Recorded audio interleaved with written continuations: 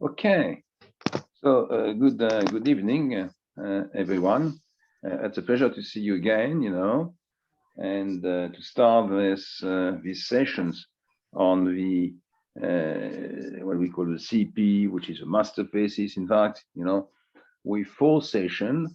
First one being today, the second one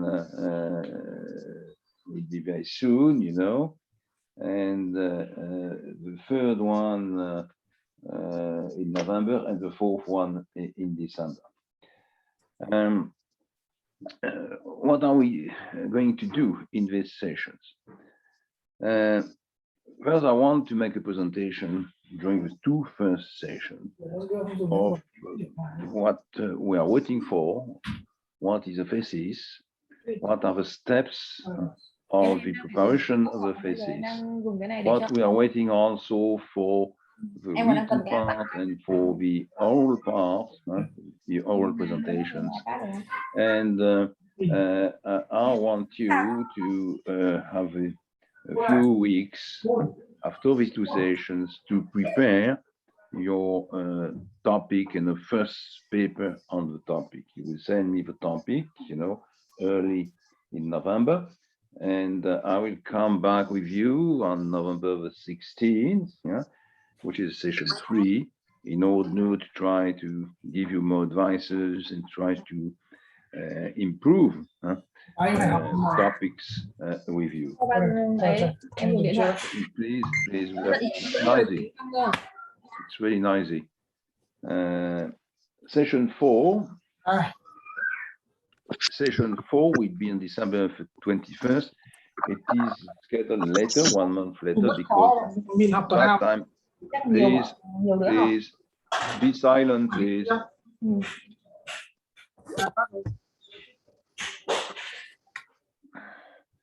So I said on session 4 on December, which is December 21st, we will spend 3 hours on the preparation of the oral defense. So 2 sessions today and next week, September 21 and 21st and 28th, for the presentations, give you some basic advice, the schedule, the organization, a few words on the topics, a choice of topics, and so on. Third session in November on your first proposal, to try to improve them, and the fourth one in December on the oral presentation, the preparation of the oral presentation. This is how it is organized. Anyway, this is a process which starts now, September 2021, and it's supposed to come to an end by the end of June or beginning of July 2022. So we have several months, about 9 months, to go through the process of preparation, writing, and defense of a master thesis. So that's really the topic we have to deal with. This is the first point. Second point, is about what we are waiting for. It's one of the most important pieces of the MEBF program. All, I would say, good and accredited master program in the world today ask for a master thesis. And when they are for professionals, as you are, you have experience, I would agree, but you have a good experience, it means that it should be on the border on an academic paper and a professional paper, which is one of the main difficulties. Okay, it means on your topic, you should be able, to present the main trends in the research, not only in Vietnam, but worldwide. But at the same time, we need in your thesis, applications, practical elements, case studies, interviews, And at the end, not only results or scientific results, they are useful, but also practical recommendations. So I will come back on this point. This is very, very important if you want to understand what it is. So this is third point, and this is what you see partly here, which was not, which was written for our colleagues from the past intake, but it is still true, still valid. It is a thesis written by a group of one student, if you can say that one student is a group. So this is the requirement of the accreditors of the peer review teams and bodies. Each student should be able, at the end of the program to write a thesis and to defend the thesis. Of course, you are free in the choice of your topic, but I will have to validate the topic and you have to discuss our choice of a topic. I will make a presentation today on risk and potential good topics, which is always was difficult, but I will try to do that.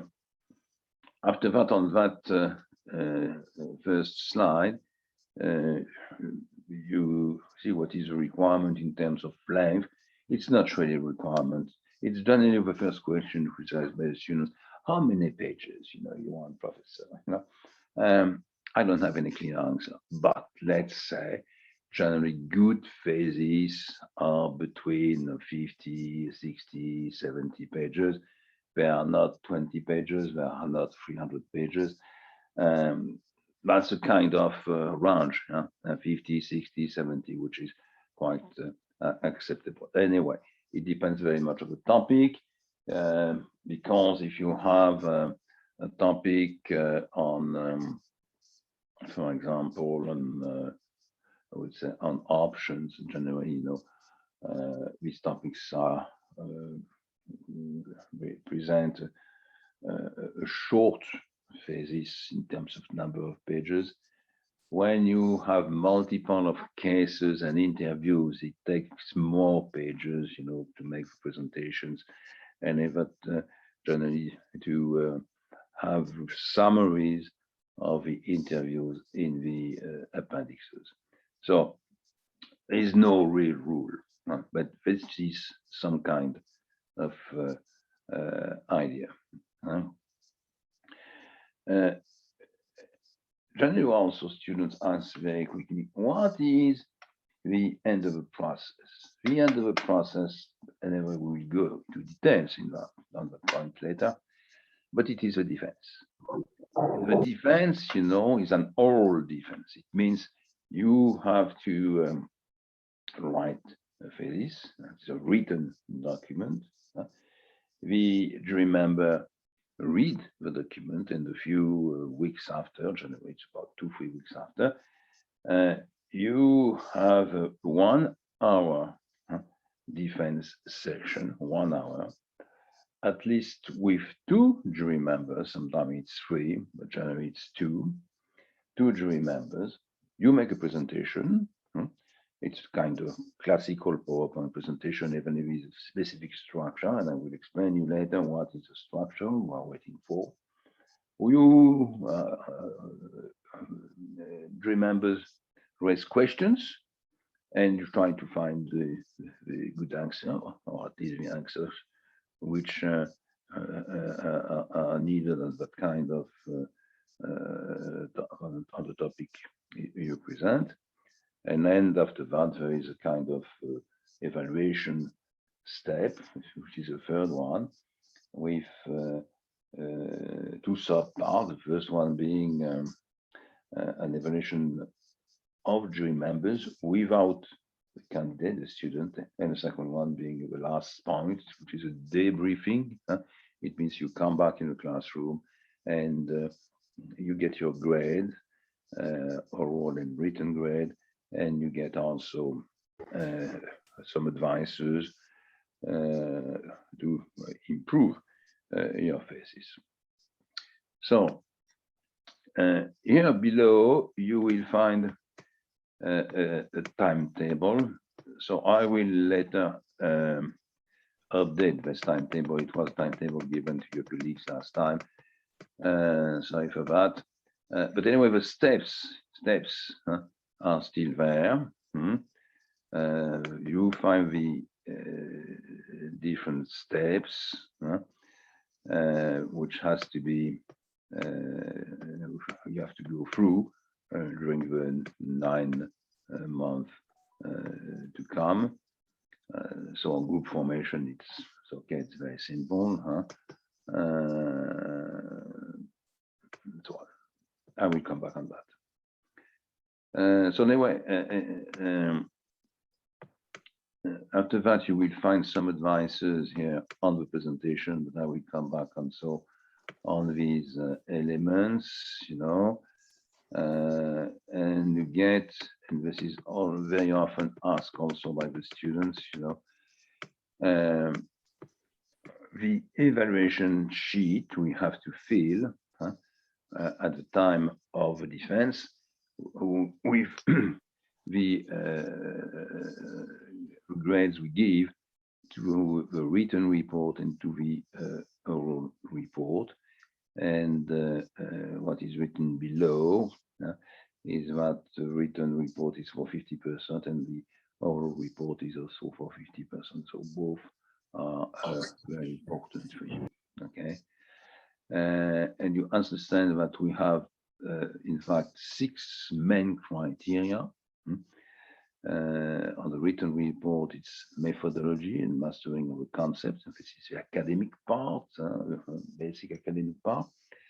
Second one is the literature review, and we explain later what is literature review, what we are waiting for. The first one is about data.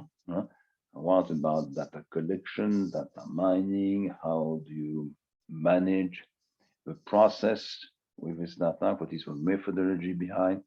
And what is the added value of this research? And this last point, which is more classical on any kind of paper, it is the quality of a report in terms of how it is written, how it is structured, is it easy to read, and so on. And for the oral presentation, you have in fact 2 elements. You have we give a kind of grade on the presentation skills, and the second one on your ability to deal with the questions and to bring the correct answers. So just a few ideas in order you understand where you go. You will see also, and I give you an example here, that we have very clear and formalized rules on the presentation of a written report. For example, this is an example here of what you will get as a coverage page, and the administration of the school will provide you with one of these cover page. This is what is has to be written at the beginning. After that, you have also rules for representation of the abstract, but I will come back on that.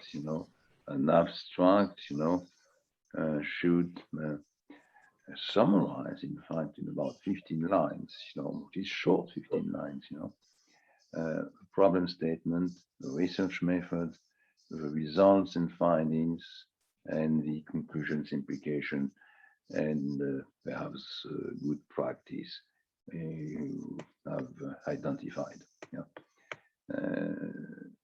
So you have the structure of the beginning of the written thesis. Okay, so it just in order that you understand better what is needed. So in the last few minutes, I already said a few words, on a few different points.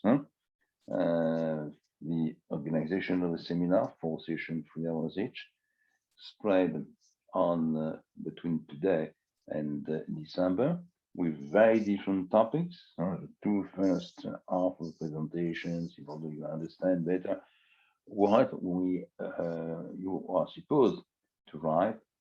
The third one will be on the topics. It will be my feedback, in fact, on the topic after reading all your individual proposals.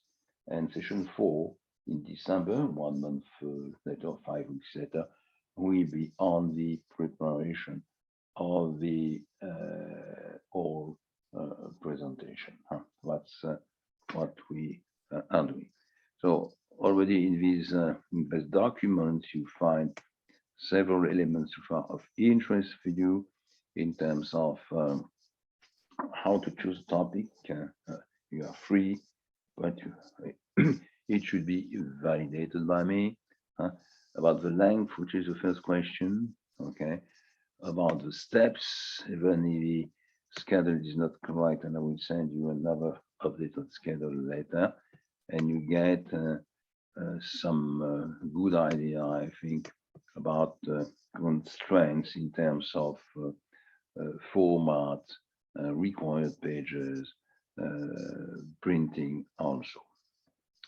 Okay. So you already received this slide. I want now to move from this slide to another one. I hope I will find it easily, generally. That's my main problem.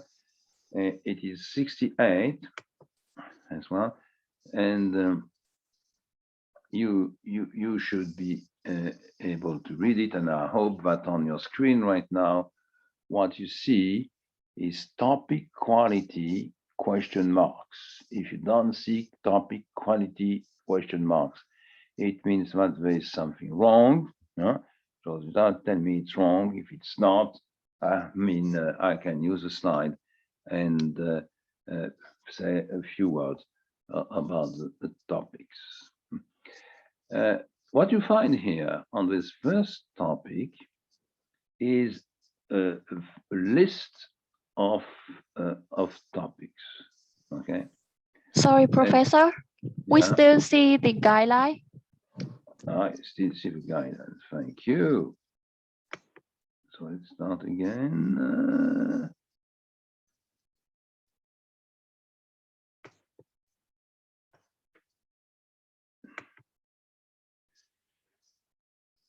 $68 should be this one. And now? Yes, now we see the questions mark. Okay, good. Thank you very much for your question. So these topics, are very classical topics, which are proposed by students. I took these topics, in the proposals coming issued from the last 2 intakes, and intake 17, intake 16, just to give you an example. Why question marks? It seems all these topics seems of interest. For example, the first one, project management, solar, beverages, solar projects, beverages, and so on. So what does it mean? It means that the student wanted to study different categories of projects, developing a factory, it was in a brewery, in fact, solar projects and some others, to try to compare them, and to try to find common ideas and differences in the financial strategy to develop to finance these projects. It seems to be a very good project, a very good topic. Anyway, it's quite difficult, to write a thesis on this topic. Why? First, because you have to find the data. I mean, if you study 2 solar projects, 2 projects in beverages, 2 projects in some kind of information system project and so on, that means you need to have interviews, not only one, probably, in 3, 4 different firms or teams with teams working on projects. So the question mark is on the feasibility. Is it feasible? Are you able to find these persons? Are you able to get an appropriate meeting long enough to get some details of interest, to raise your question, to use a questionnaire, to use at least, you know, a question list. Is it possible? So the first thing, you know, the first question is really feasibility. Is it feasible? First question to raise.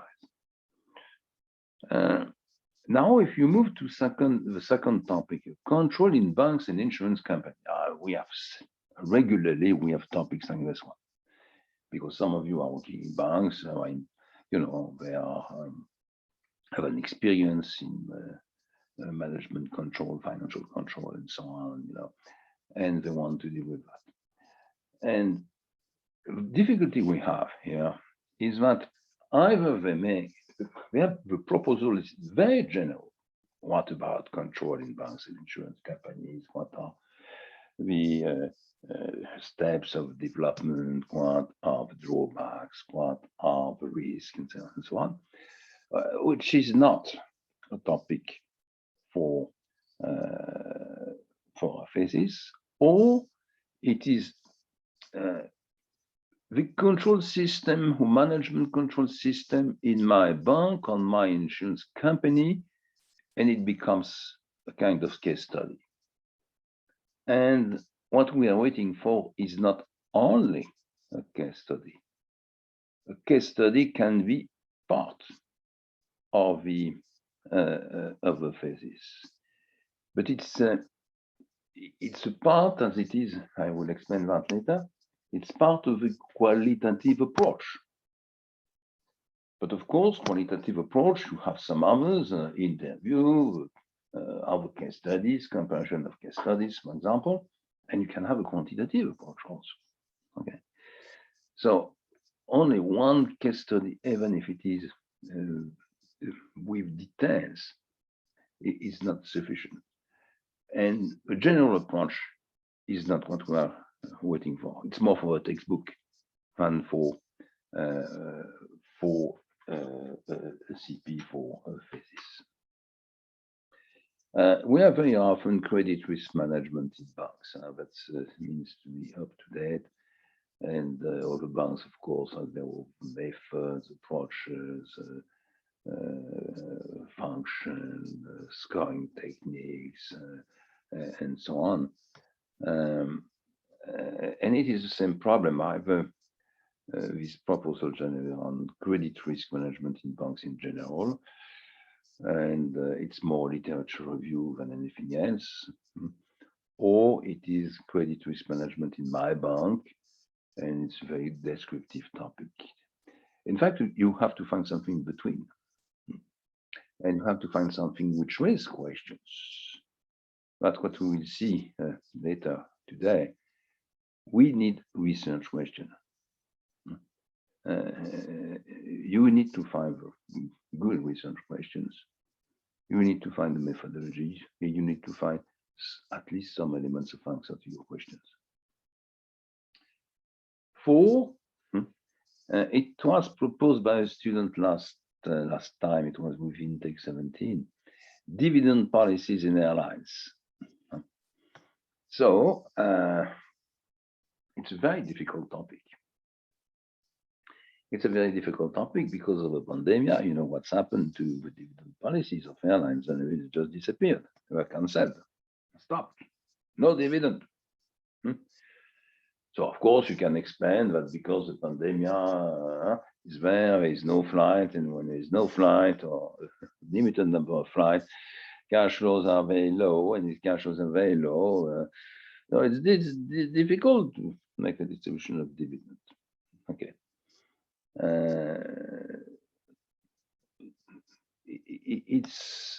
It's not a good topic because you are in the middle of a crisis, and you should be able to explain at least what is the end of the story. I mean, what will happen at the end of in 2 years from now or 3 years from now if you expect when the pandemic will be over? Back to the preceding policy, to a new policy, which one? It's very dangerous to take a topic which is not or situations which are not over. Don't take, cases coming from 30 years ago. But anyway, it's much better, to find situation were quite stable, which is not the case here, or other. What happened to the dividend policies in airlines after the pandemic? You can have the same question with banks. We have, if you have a look to the international professional or academic literature, you will find many articles on dividend policies and banking system. What about the banking system policy for dividends in period of crisis? That could be a better topic because you have many more examples, because you have many more examples of banks, many more examples also of crisis. What's happened in 2012, what happened in 2008, what happened after when the internet bubble burst in 2000, 2001. So you have different steps of modification of dividend policies in the banks, Keynesian and over the world, with many, many more data and cases available. 5, all the topics on pandemic consequences with data and discontinuities. Airline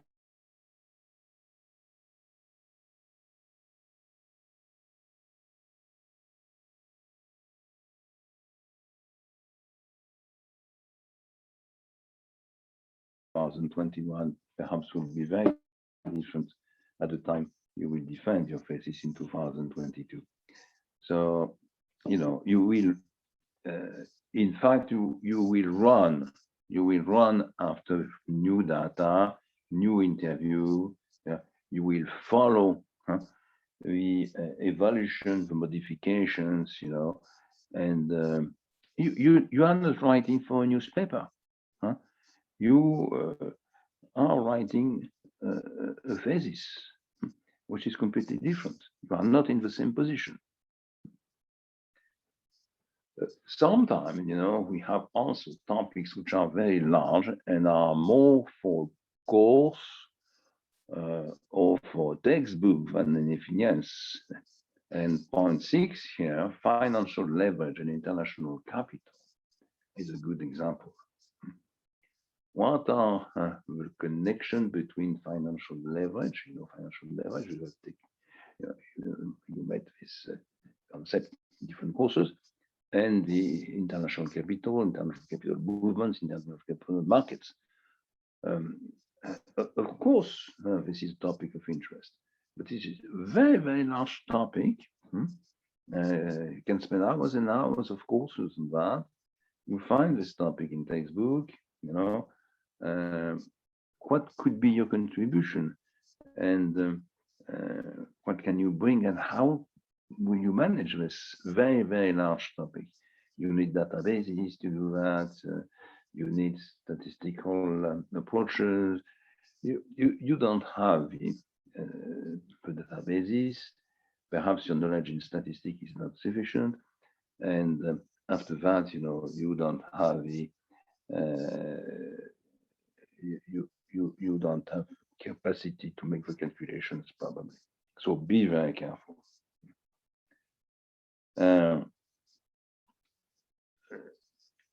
Topic 7, proposal 7 is another example. You have to be very careful with topics which are macro topics, because on macro topics, and this is you have an example here. Impact of a decision, or impact on investment policy, or impact of a pandemic on health, household expenses, economic growth. It will be very difficult for you to deal with that kind of topic. And you have competitors, in each country, in all the countries of the world, you find statistics bureau, or you find research teams. And they have a time, they have the experts, they have the calculation tools, the knowledge, the past experience, to go through these kind of macro studies. Very useful, these studies, but you are not, the best competitor on the market to produce a good study. So, be very careful in the choice. I don't say it's not I don't say it's bad topic. I say if you go on one of these ideas, you have to reduce the idea. It means you have to define a very, very limited perimeter in order to be able to deal in the 9th month to come with the topic, and to produce a high quality thesis. Okay. No, perhaps you will find a good topic, on the control in banks and insurance companies. The first question would be, when you reduce topic, is it all banks? And all banks in Vietnam, or all banks in the world? Or is it only part of the banks? The commercial banks, but inside the commercial banks, perhaps you have to reduce again and use a segment of a commercial bank. But on the other hand, you have to put some kind of comparison with international banks. Now, not all international banks, but perhaps a comparison with banks in Malaysia or in Thailand, for example. So you have to reduce, and after that, is it, when we say control, what does it mean? Is it control processes? Is it control specific operations? What is it? It is probably too large also. So some of these topics can be improved and can become good topics. Some of us, probably like the dividend policies in airlines, cannot be a good topic for the production of master thesis. And the same for topic number 7 here on macro studies. So spend time on finding a topic. Generally, the proposals coming from students are too large. They are at the same time too local. It means for you too Vietnamese.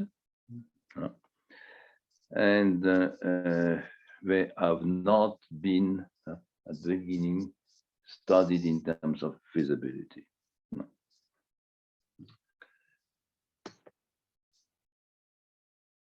Now you have better topics probably in this list here. Students like generally very up-to-date topics, not in the financial world only, but also in the media. For example, we have regularly proposals since 2015 on green topics, I would say, green bonds, green issues, green financial policies, and so on. Okay, so of course you can find good topics, but be very careful again. Don't try to follow what's happened every day on the markets or in the banking system. Don't try something too general. Green bonds in the world, for example, it's a very difficult topic. You don't have the data. Green bonds issued in Vietnam, I'm not sure there is really a topic. Number of green bonds issued is not sufficient. So you have to define clearly the topic in order it is feasible, in order to get the data, in order to get some kind of comparison also. It is clear we have also potentially good topics on new players, particularly on fintech. Fintech, we cannot write topic on fintech, in general. You have so many kind of fintech in the world. Either you take a topic like fintech in portfolio management, something like that, or you can have a topic on fintech and banks. What are their relations? What's happened? Do they sign the contract together? Do they create joint ventures? Are some fintechs bought by banks, or are they linked with them with minority stakes? So you will find good topics in this one, but you have really to reduce the topic. It cannot be fintech or fintech and banks in general. It's really too large. But there is something to do there. For the last few years, we had also different topics on M&A, but you have more and more M&A in Vietnam, as we have everywhere in the world today. Also, we have many example case studies and so on. But again, you have to reduce the topic. Are you dealing with hostile, friendly M&A? Are you dealing at the same time in the industrial and the financial and non-financial sectors? Are you dealing with companies listed on the market or others? Do you take into account M&A between countries located in different countries, companies located in different countries? Or is it only an industry? Very often M&A in an industry is enough, as a topic. M&A, for example, in an economic sector where you find many small, medium-sized firms like the food industry could be feasible. You can even have a comparison between countries at this level. You can use also in financial operations more modern topics, I would say, even if it's not very developed in Vietnam right now, like share buyback. What about share buyback? What about share buyback and dividend? Is it better to distribute dividend or to buy back shares? Why? What are the examples? What is the regulation? What is the practice? Is a Vietnamese practice different or similar to what's happening in some of the countries in the world? There's something to do there. We had each year we have one or two good phases on accounting rules, practice, modifications. it's around generally IFRS and consolidation. Okay, but it cannot be only on the description of a regulation and their modification. It has to take into account the application, the examples, case studies, and so on.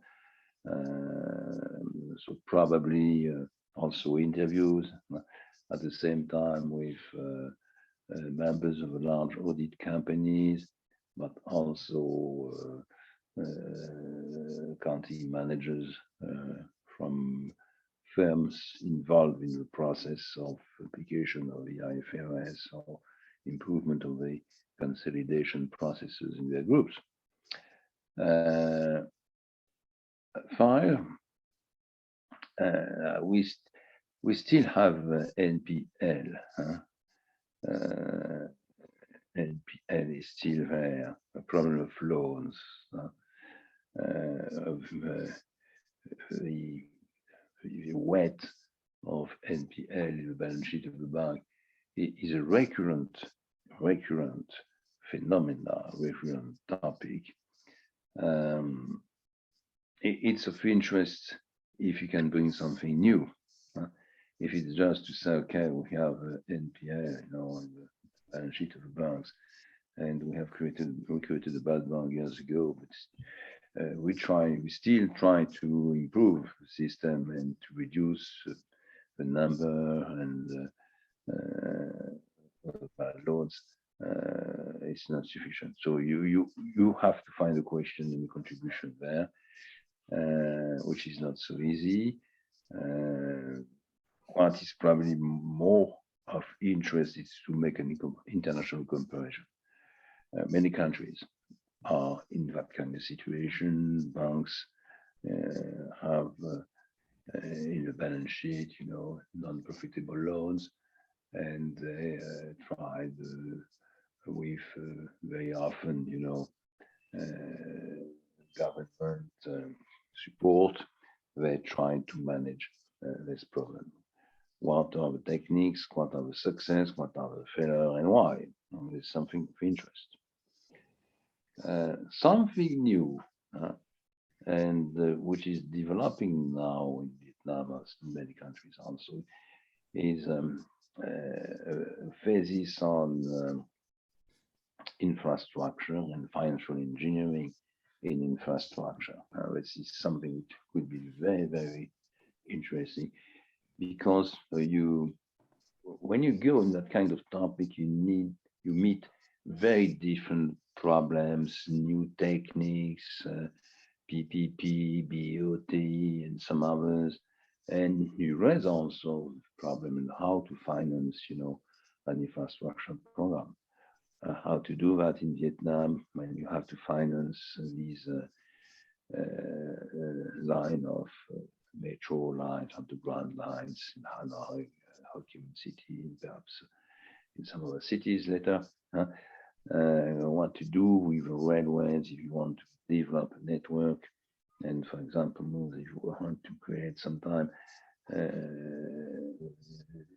high-speed train along the coast, at least between Hanoi and Ho Chi Minh City, how to finance airports also. So for years, all these investments were financed on the state budget. But it is clear that in many countries, and Vietnam is not very different from others, we have also to find other resources. There's also not only a problem of resources, but there's a problem of management of these infrastructure, which is not so easy, more and more technical, and we have firms in the world which are experts in that kind of management and financial techniques. So how to integrate that in Vietnamese context, and how to compare the situation in Vietnam and when infrastructure to be built in Vietnam and in other countries. What are the similitudes and differences? What could be the good practice? That's a good topic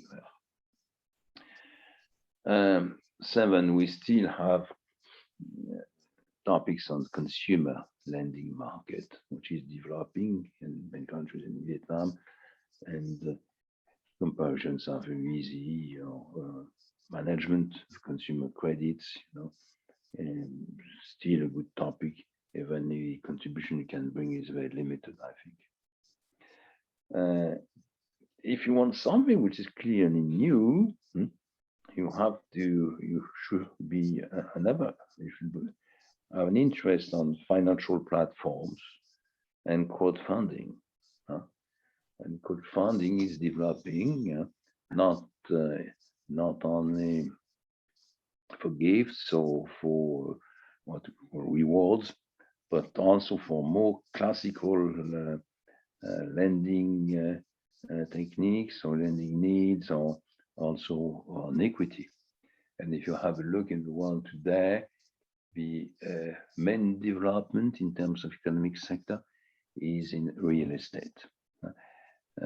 So perhaps there's something which is a kind of prospective topic on the crowdfunding and financial platform in Vietnam. How to manage also financial platform? What kind of regulation can you have? Is it very risky or not? What are the returns there? What is the price of risk? All these elements, all these questions can be asked. So that's probably more up to the topic, or at least first set of list. What I can show you before moving to topic weaknesses, perhaps, and that is somewhere here. I think I will find it. Where is it? No, I don't find it here. I will send it to you, or you received. I sent it to Tram and to Lynn, so probably they send you this list. It was a list of the past topics of the past intake, and you will see that they are very similar to what I presented here. So to summarize, topic weaknesses. No? A topic is too difficult without room for any kind of good publication, with data difficult to be collected. I should add with discontinuities, like for the dividends in airlines. That's very difficult to deal with, very risky. Second point, a topic needs a clear perimeter and limits. If you deal with risk management in the bank, it's not risk management in all the banks in the world. It's not even probably risk management in all the banks in Vietnam. It's something more limited, reduced, as we say, in research. So you have to define clearly what is in the topic, what is not in the topic, what kind of bank, what kind of control processes, and so on. Okay, and this is one of the initial basic questions: is what are the limits? What is the perimeter of my topic? Be very careful to another point. Many topics, and even first draft of thesis are too descriptive. It's a kind of story. You describe the control systems in the bank in Vietnam. This is not what we are looking for. We need to be more analytical, empirical. We need research question. I will come on that point. We need methodologies. We need data collections. We need discussion. We need results. And at the end, we need also good practice and warnings also. In the same kind of element here of slide, be careful to a topic on one project development. I will present the development of a new airport in Ho Chi Minh City, or I will present, the largest solar project in Vietnam. This is of interest as an example, as a case study, but it is not a topic.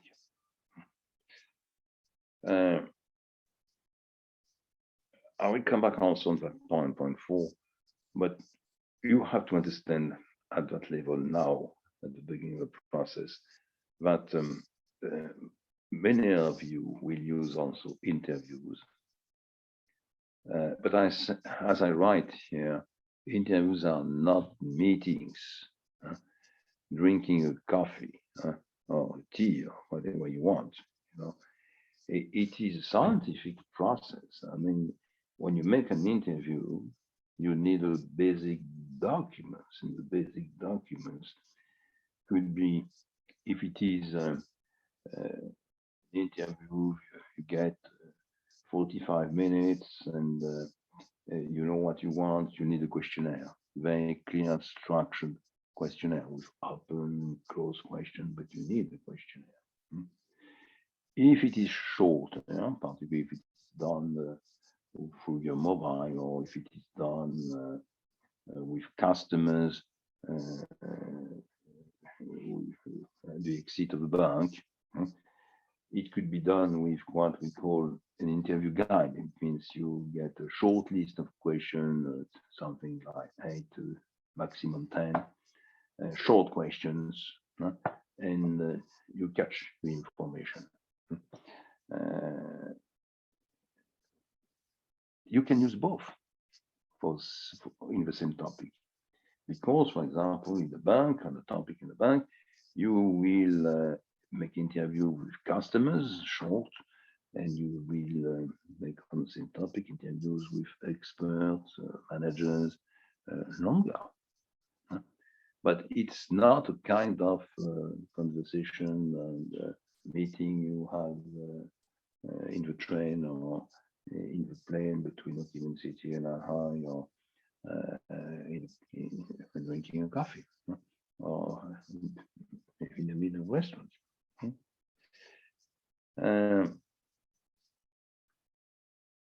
5, some students said, okay, if you don't want one case study, I'm going to bring you 7 case studies. And it becomes a list. We have case study 1, case study 2, case study 3, case study 4. And after that, there's nothing else. Even if you bring the case studies, you have to do something with case study. It means generally mainly comparison between the case studies first. What is different, what is similar, why, and also what we find in this case study. Is it similar or is it different to what we find in the literature? It means in the references which are available for us.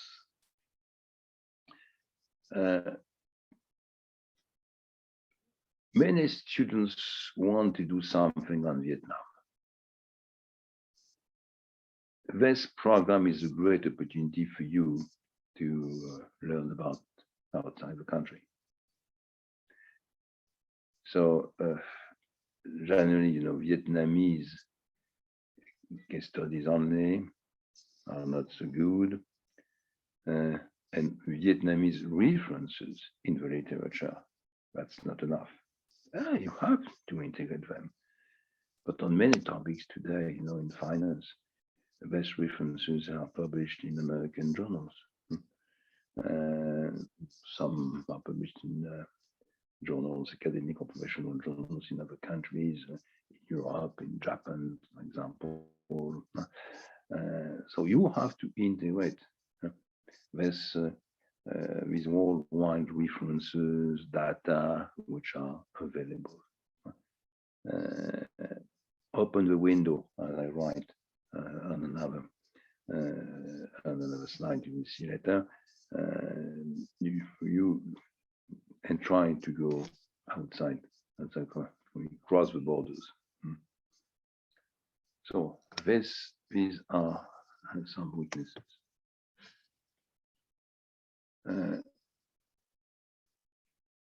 So I come back here on the selection of a topic without reference in Vietnam.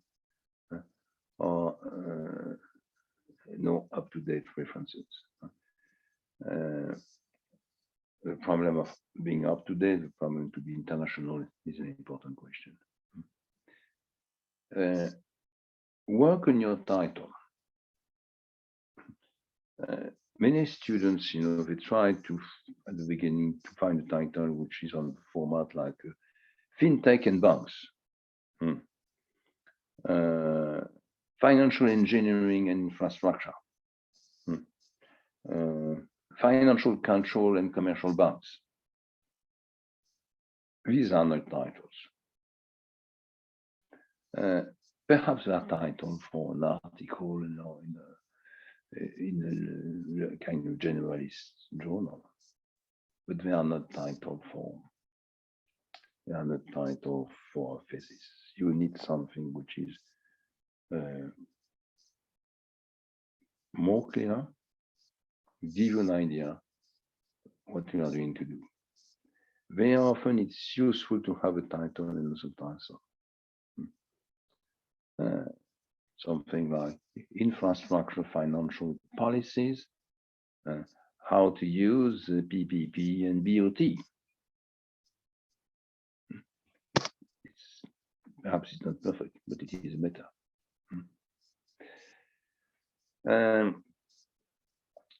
Third here, define clearly the methodology and explain your choice. So we'll come back in details on methodologies. But you find at that level two categories of methodologies. The first ones are what we call qualitative, the other ones are quantitative. Generally, the best, physicists use at the same time qualitative and quantitative methodologies. Qualitative methodologies means mixed methodologies, what you find on Problem 4. Qualitative methodologies, require generally interviews with interview guide or a questionnaire and case study comparisons. Quantitative means that you use some kind of quantitative tool. So generally students think immediately to regression because all of you have good knowledge now, you start course in regression analysis, you know how to do that, you have found the software, and you know how to interpret the result, the question of the distance, the question of the variance, and so on. So you want to you want to make regression. No? Perhaps it's but it depends on the topic. It depends on the data. It depends what you are looking for. For example, for students involved in M&A topics, the most, I would say, classical quantitative approach is what we call event studies. Event studies means, for example, you try to measure the consequences of an announcement on the price share. So we have very common, available on the internet software to deal with that kind of problem, which measure what we call the abnormal returns and what we call the memory effect. So you have to choose the right quantitative methods for getting some kind of result, new information on your topic. But don't say that at the beginning, why don't want to go for quantitative approaches? Very often they bring something, they bring a contribution. And second, if you decide to make a quantitative analysis, don't concentrate only on linear regression. Linear regression can be very useful, but they are not useful in front of all the cases and topics you will deal with. Point 5 here, This is what I said. Interviews can be organized with a questionnaire and an interview guide. They have to be organized. That's the message. Yeah. I would come back on that point, but anyway, you will use, of course, the element coming from your questionnaire and interview guide, using them, and you will present your questionnaire, your interview guide, and a summary of the interviews in an appendix. Generally, it is appendix 3 of your thesis. Also, very often we use, interviews to prepare the main part of a study. For example, if you have a qualitative approach with expert, using expert interview, and you need to prepare a very professional, detailed questionnaire. What we do generally before, it's at least one pilot, what we call a pilot interview. It means you try to design a questionnaire and you make a test on with a person who generally which help you bring some new elements, new questions, in order you modify, you improve the quality of your question before starting really the interviews. So pilot interviews are there to prepare the use of a questionnaire and improve the quality of a first draft of a questionnaire.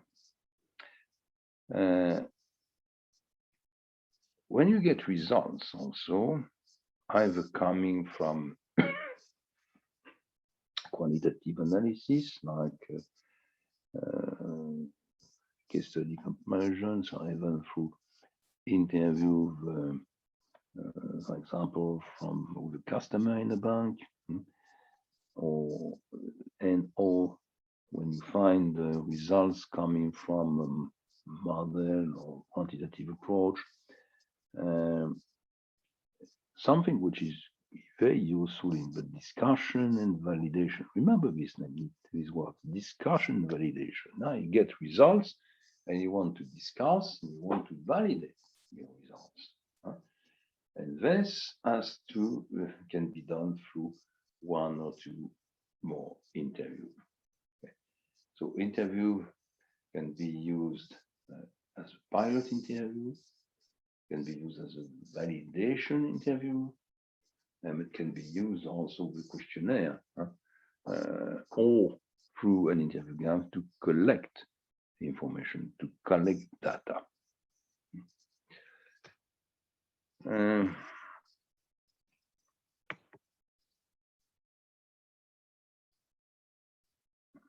A few methodological suggestions here. Okay.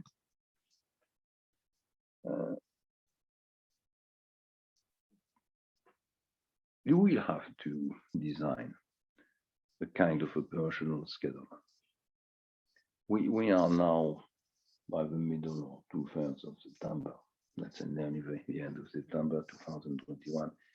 And you have to defend in the second part of June 2022. Okay. So you have to prepare a personal plan, a personal schedule, if you prefer, in order to be in time. Time is short. You have to be very careful. No. However, don't go too fast in the first steps. Spend time looking for references, information, cases, reading the references, in order to try to obtain or to catch good knowledge of the topic. This is very important. And this is also during this period that you will find the right dimension of a topic. You will reduce analysis the topic. You will define the perimeter. You will identify the limits also of a topic. Second, simultaneously, you will identify references, professionals, and also academics, could be coming from journals, academic journal, professional journal, but also for reports on some topic. Good information is coming from reports coming from international institutions like the IMF, the World Bank, regional banks, or OECD, and some others. You should also have a look to the information, of course, available of websites.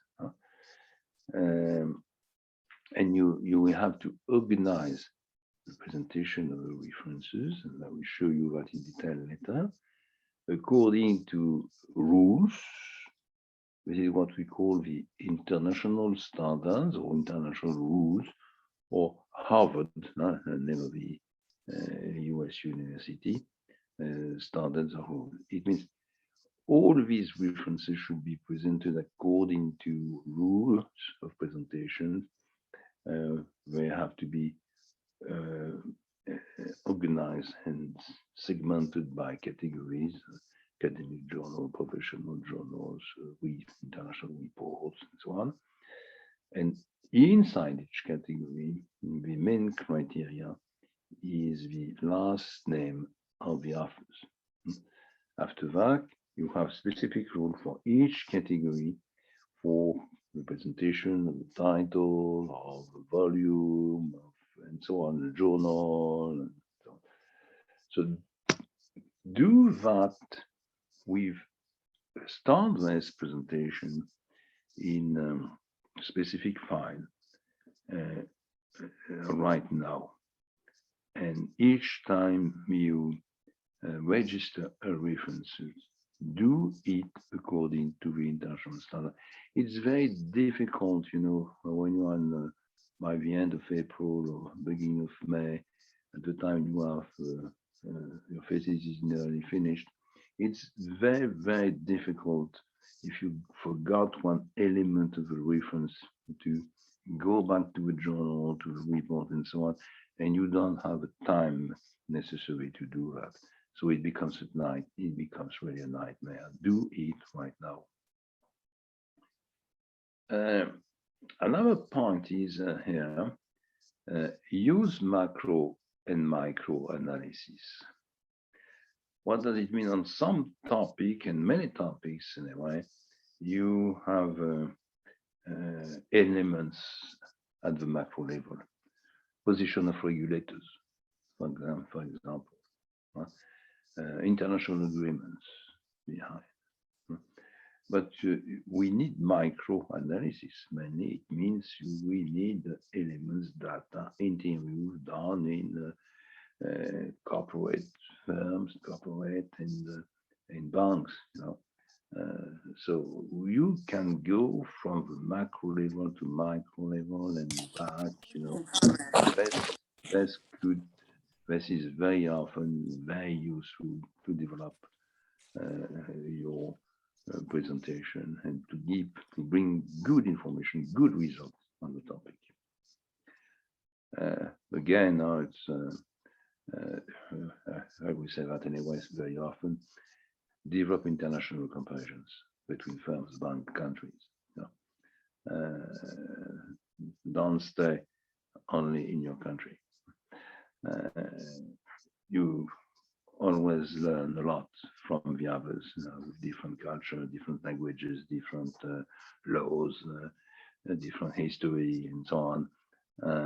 So use other experiences and make comparisons. This is something which is very, very useful in the process of producing a good thesis. Design a comparison framework. You can have a comparison framework with a set of criteria. You want to compare on the topic, the position of banks in 3 or 4 countries, you can have a list of criteria.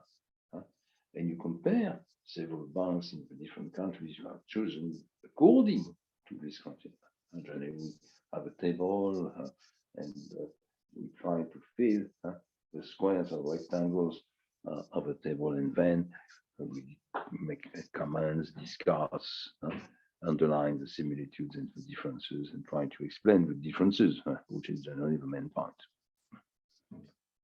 6, don't hesitate to use quantitative methods, but the right method, which will bring something on your topic. This is what I already said, but it is written here right now.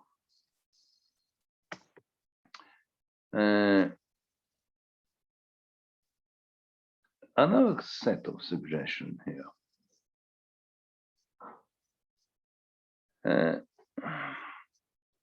Point 1 is very important. Spend time on the introduction with a clear and simple structure. An introduction is not there, to describe what's happened in your topic during the last 2 centuries. An introduction is short in research. An introduction is very often organized in a few paragraphs, in total something like 2 pages in average. What could be these paragraphs? The first one is a presentation of your topic. What is my topic? What is the title? What is the subtitle? Why did I choose this title and subtitle? What is the interest of a topic? What are my motivations? And perhaps the most important part, what are, the perimeter and the limits? Is it a topic only on Vietnam? Is it a topic only on Southeast Asia with 3 countries, comparison?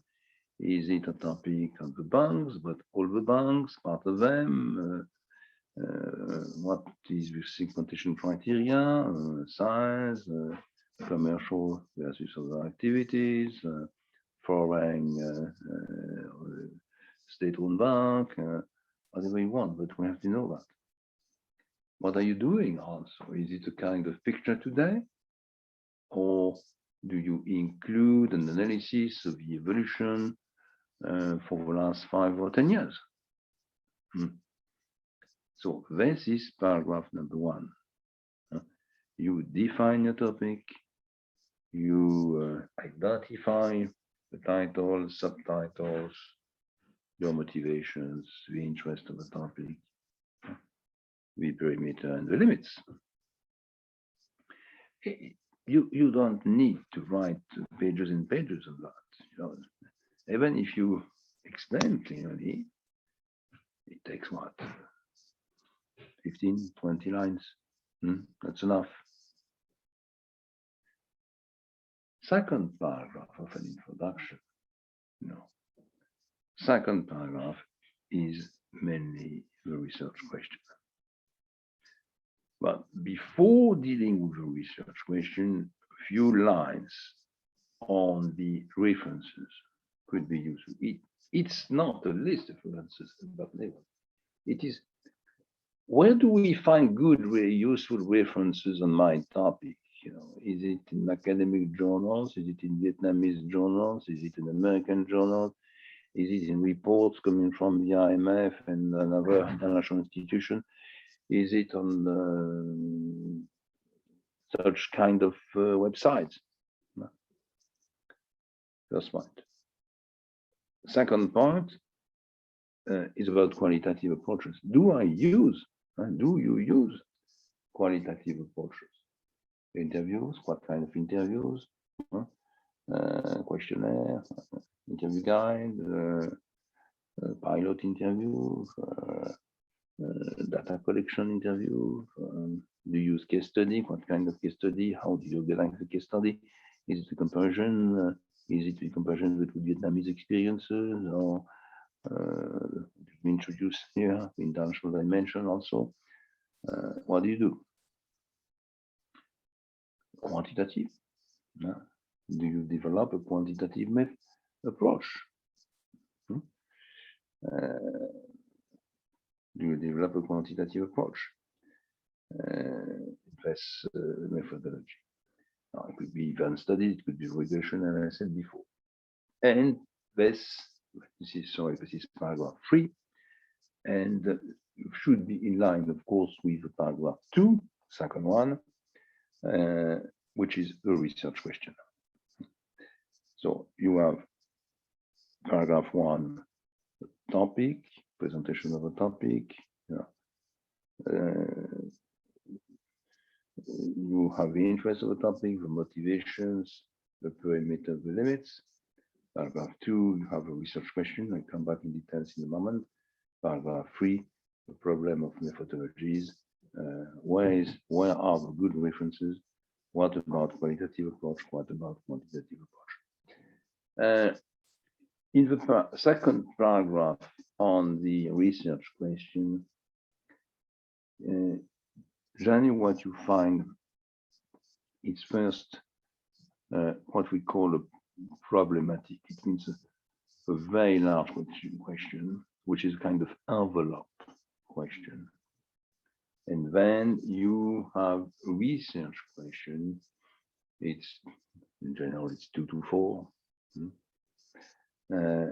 And these questions are such that they can be developed, studied using one of the methodology mentioned in paragraph 3.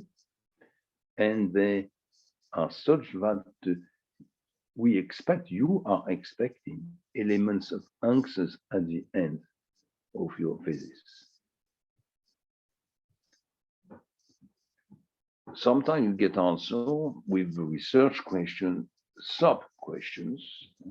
You get sub-questions. And sub-questions are very precise and detailed question with generally a quantitative result. This is what we are expecting from you.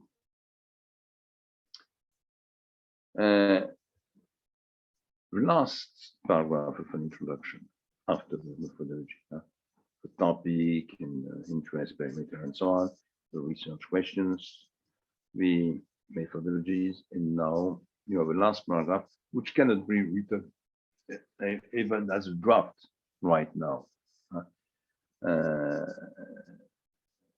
It is a presentation of your chapters. This paragraph will be written, prepared later. Okay. But really, I think that it's not like in a report when you write your introduction at the end. This is my advice. You have better to write a draft of your introduction right now. It will move, it's not, the thesis preparation is not a linear organization, linear writing. Of course it is linear. We will move from introduction to references and some others. I will go into detail, but you have loops, feedbacks, you will improve them. It's a kind of first draft to first architecture, if you want. But of course, along the weeks and months, we work on the topic, it will move. Second point here, write short introductions and conclusion at the beginning and end of each chapter. So this is very, very important for two reasons. The first one, it has to be, a thesis has to be clear, well structured, easy to read for the reader, easy to understand. And one of the key is to make introduction, saying in chapter what you are going to do, what you are going to present. Okay. And at the end of each chapter, you get conclusions. And what is a conclusion? The conclusion can be very short. It could be 4 or 5 lines. And it is basically the answer to a simple question. What are the 3 or 4 main elements we have to keep in mind for using them in further chapters, or at least in the result, presentation, validation, and discussion. Point 3 is about results in general. It means you start with introduction. After that, you will get generally 2 chapters. The first one, and I will come back in detail on that, which is the context, the environment. It's a short chapter generally, and it is written as a good economic or financial paper, what you can find in the Financial Times and The Economist, for example. This is the point, you know. And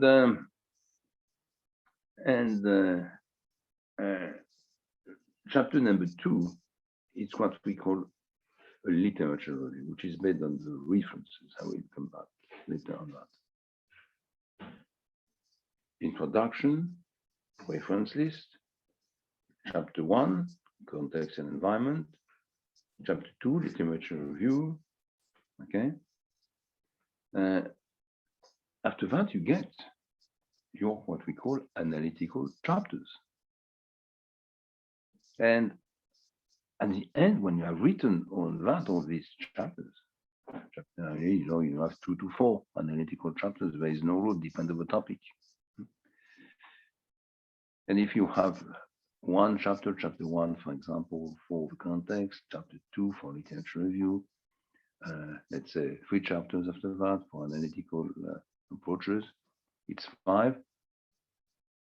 And your chapter 6, will be on the presentation of the results. This is my point 4 here. So you present your results. Then you discuss your results and you validate your results. And last, you get your recommendation. We don't need recommendation on all the topics, but on some of them, we need recommendations. So if we have only 1 or 2 pages of recommendation, it could be a last element of the chapter on the results. It means you have a presentation of results, discussion, validation, and then recommendations.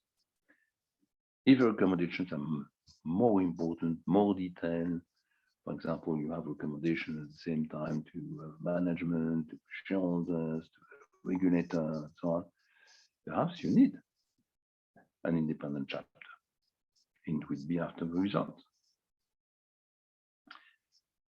At the end of this process, after all these elements, you will get, of course, a conclusion, but conclusions are very short because everything has been done. Conclusions in that kind of phase is generally very short, 2 pages, no more. And it is done, it is divided into 2 parts. The first one is on the result in terms of what you expected to do, what was your plan, what did you do, what was not done first. And second quarter, the future, what are the future steps of the topic? It means we're in June 2022, and we say at the time you defend, okay, you have made a good job, but now we need another 3 months. We give you another 3 or 4 months, you know, in order to improve your paper. What will be your action plan? And then perhaps you have a very good topic, but you have just time to deal with small part of the topic. And if you have 2 years or 3 years with free time, if you are in the Ministry of Finance or you are in a large research team in a bank, what will be the main question to deal with with an horizon of 3 years, for example? And then after this conclusion, you get, this is what you find here in point 6, you get the appendices. And for appendices, you find, I would say, good practice in terms of presentation. The first one is on the figures, the graphs, and the tables. It means probably you will have in your paper figures, graphs, and tables. Each of them should have a number and should have also a title, a number and a title. Okay. Now in Appendix 1, make the list of it. You don't present the graphs or the tables. You present figure 1, you know, growth rate in the Vietnamese economy, page 34, and so on. The second appendix is for abbreviation. Perhaps you will use abbreviation IMF, International Monetary Fund, page 32. Okay. After that, number 3 is generally longer because you introduce here many elements of your qualitative approach: questionnaires, interview guides, summaries of interviews. And you can also have other appendixes if this is needed. Okay, so this is the structure, the main points of the structure. Remember what I said very quickly at the beginning. Before the introduction, you get a cover page with your name, MEBF, intake, topic, so on. And after that, you get generally a free page. Free page is in paper. The cover page is provided by the school, by CVG. And after that, number 3 is what we call acknowledgement. It's a free page acknowledgement. You can do whatever you want. You can have a quotation. You can say thank you to my cat, to my dog, for supporting me during the time I wrote my thesis. Do whatever you want. Next will be abstracts and keywords. So abstracts in English, keywords in English. You can make a translation in another language if you want, in Vietnamese or in another one. This is your problem.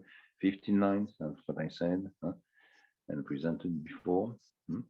Okay, and then your table of content. I really think you have to kind of position on all these stories about appendixes.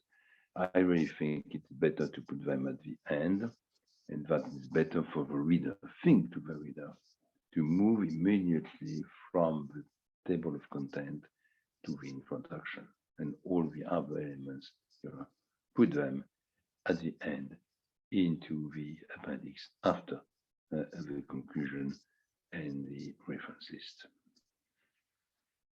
So this is what I wanted to show you on this slide. I would probably repeat some elements several times, but I'm repeating it's part of the game.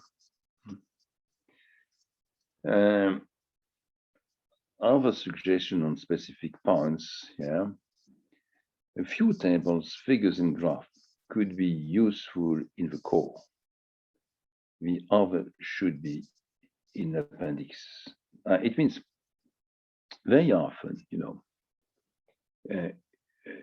on some topics, it happens on many topics, large percentage at least, you have too many graph, figures, and tables.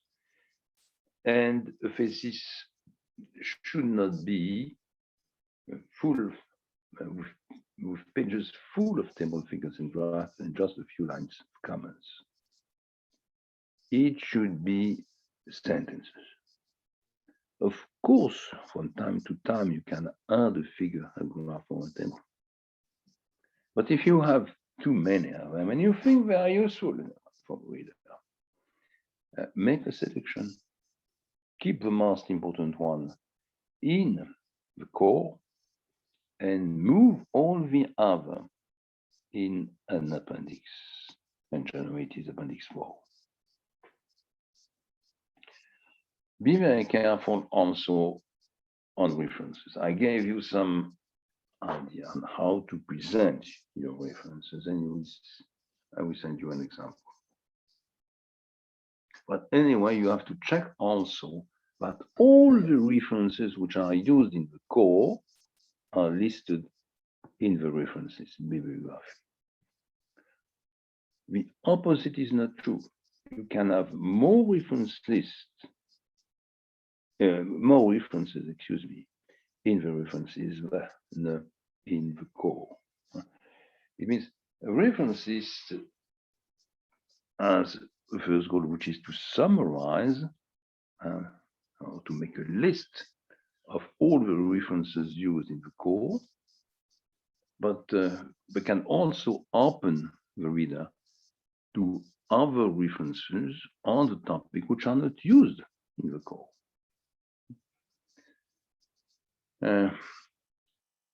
I give you also an advice on the reference presentation. Very often you find authors using footnotes. Footnotes are very difficult to manage. It's much easier, to use the simple presentation, which is here on point 3. You say in an article, the Dupont said that bank control system and so on, with parentheses, Dupont, comma, 2016, parentheses. And if a reader wants the full reference, you will go to the references at the end of your thesis, and you will find Dupont, G, the title, Journal of Political Economy, 2016, volume 23, page 344. Okay. But in the core itself, it's easier to manage at the same time for you, right? And also for the reader. So I came back here saying use international standard. I already said this.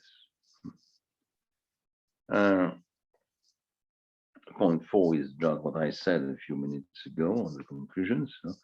Don't try to come back on the results in the conclusion. You had a chapter on the presentation, the discussion, and the validation of results. So it's already done. Now you should underline what has been done, not done. What are the potential improvement of the thesis in a very short period of time, 3-4 months. And after that, you should try to identify questions, for future research. It means for longer research, not a few weeks, but 2, 3, 4 years, with also the support of research budgets and research teams. Last point here on that slide is about the abstract and the keywords. Many students do that, at the end when they have no time, they are already late, and abstracts are poor. And don't forget that the abstract is the first thing you read when you find a thesis. You don't read the 100 pages of a thesis. You want to know what is inside, what was the question raised, what were the research questions, the methodologies, the results, and the recommendations. So it has to be written, very, very carefully. Have to make a draft and improve progressively the draft. Keywords are also very important because, the references of your thesis on internet is organized around the name of the author, yours, but also around the keywords. So if you want that your thesis is known and read, if you want it is the classification is adequate, you have to find the right keywords. That's also with the question of the languages. Of course, it should be in English. Of course, this program is delivered in English, but it could be useful for you on such or such topic to have a translation of the abstract and the keywords in another language, whatever it is. It could be Vietnamese, but it could be in Japanese, in Chinese, in Korean, in French, in German, whatever you want, whatever you think it's useful. There is no limit. I see in Europe the situation is a bit different from Southeast Asia. Most of my students represent at least 3 different abstracts in English, and French, German, Spanish, Italian, very, very often.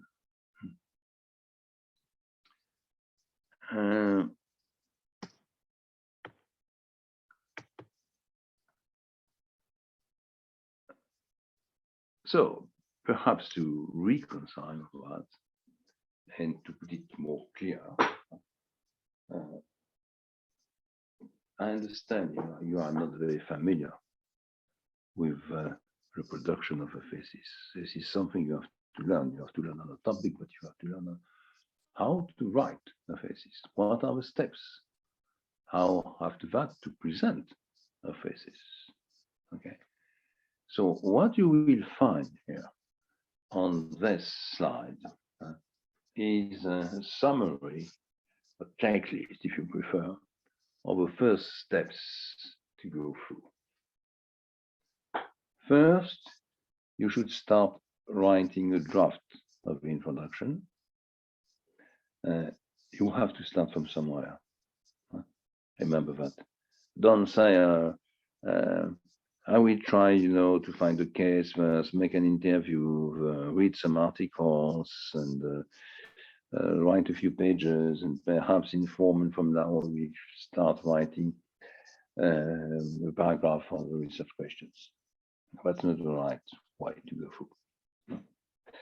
Start writing a draft of introduction. It will be what it will be. Of course, if in July you compare the final draft, the final versions and the present draft, you will think that this initial draft is poor.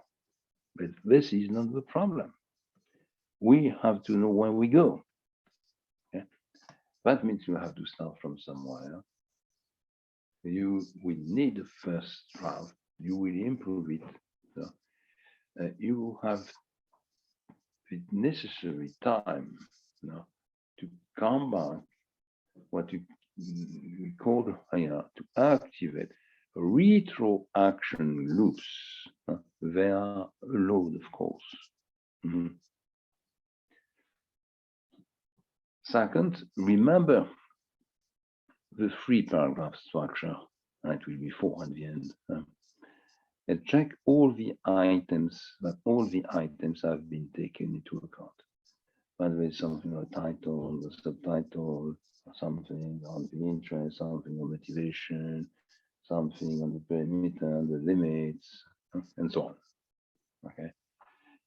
Check that all the items I already mentioned have been taken into account in the first, in the writing of the first draft of this introduction. Now, at the same time, start designing a reference list and organize this reference list according to the international Harvard standards. As soon as you have something which looks like a topic, even before I validate your topic, start, looking for references, designing a reference list, and organize it according to the final presentation required, which are the international or Harvard standards. When you have, at the same time, your validation of your topic and you have a reference list, something which is not free of references, a reference list. And very often you will see that reference list, where they are between 40 and 50 references.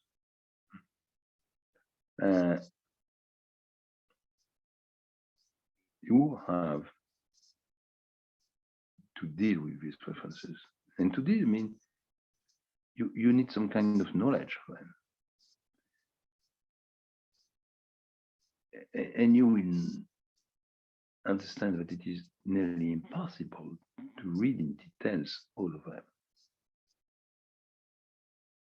So a good strategy is to read all the abstracts, all these articles, reports, and so on. They have got abstracts.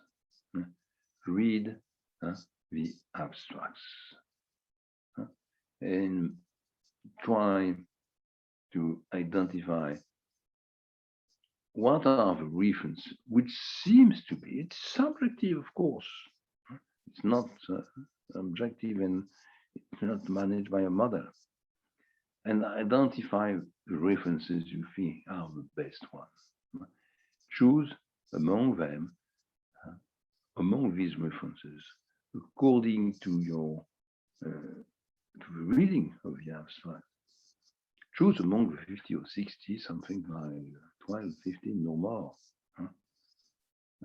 which seems more important, central. And then you will read these references. In this, you have to read, but you have to read a selected number of references in detail. Okay. One good way also to start with a reference list is to have a look to preceding thesis. Even if they are not exactly on the same topic, if they deal with a topic like M&A, probably you will find at the end in the references of this thesis good references on M&A. It's the easiest way, and this is the road. It is the easiest way to start with the references. Start with the references of other past students or past authors. And if you find some of them, you will find immediately other references. If you have identified good reference on M&A, you have a look to the article on M&A, and you find 2 or 3 or 4 or 5 new references. So it comes very, very quickly. The problem for many topics is not to find references. is to find the right references according to the perimeter, to the minutes of your topic, and also to find updated references.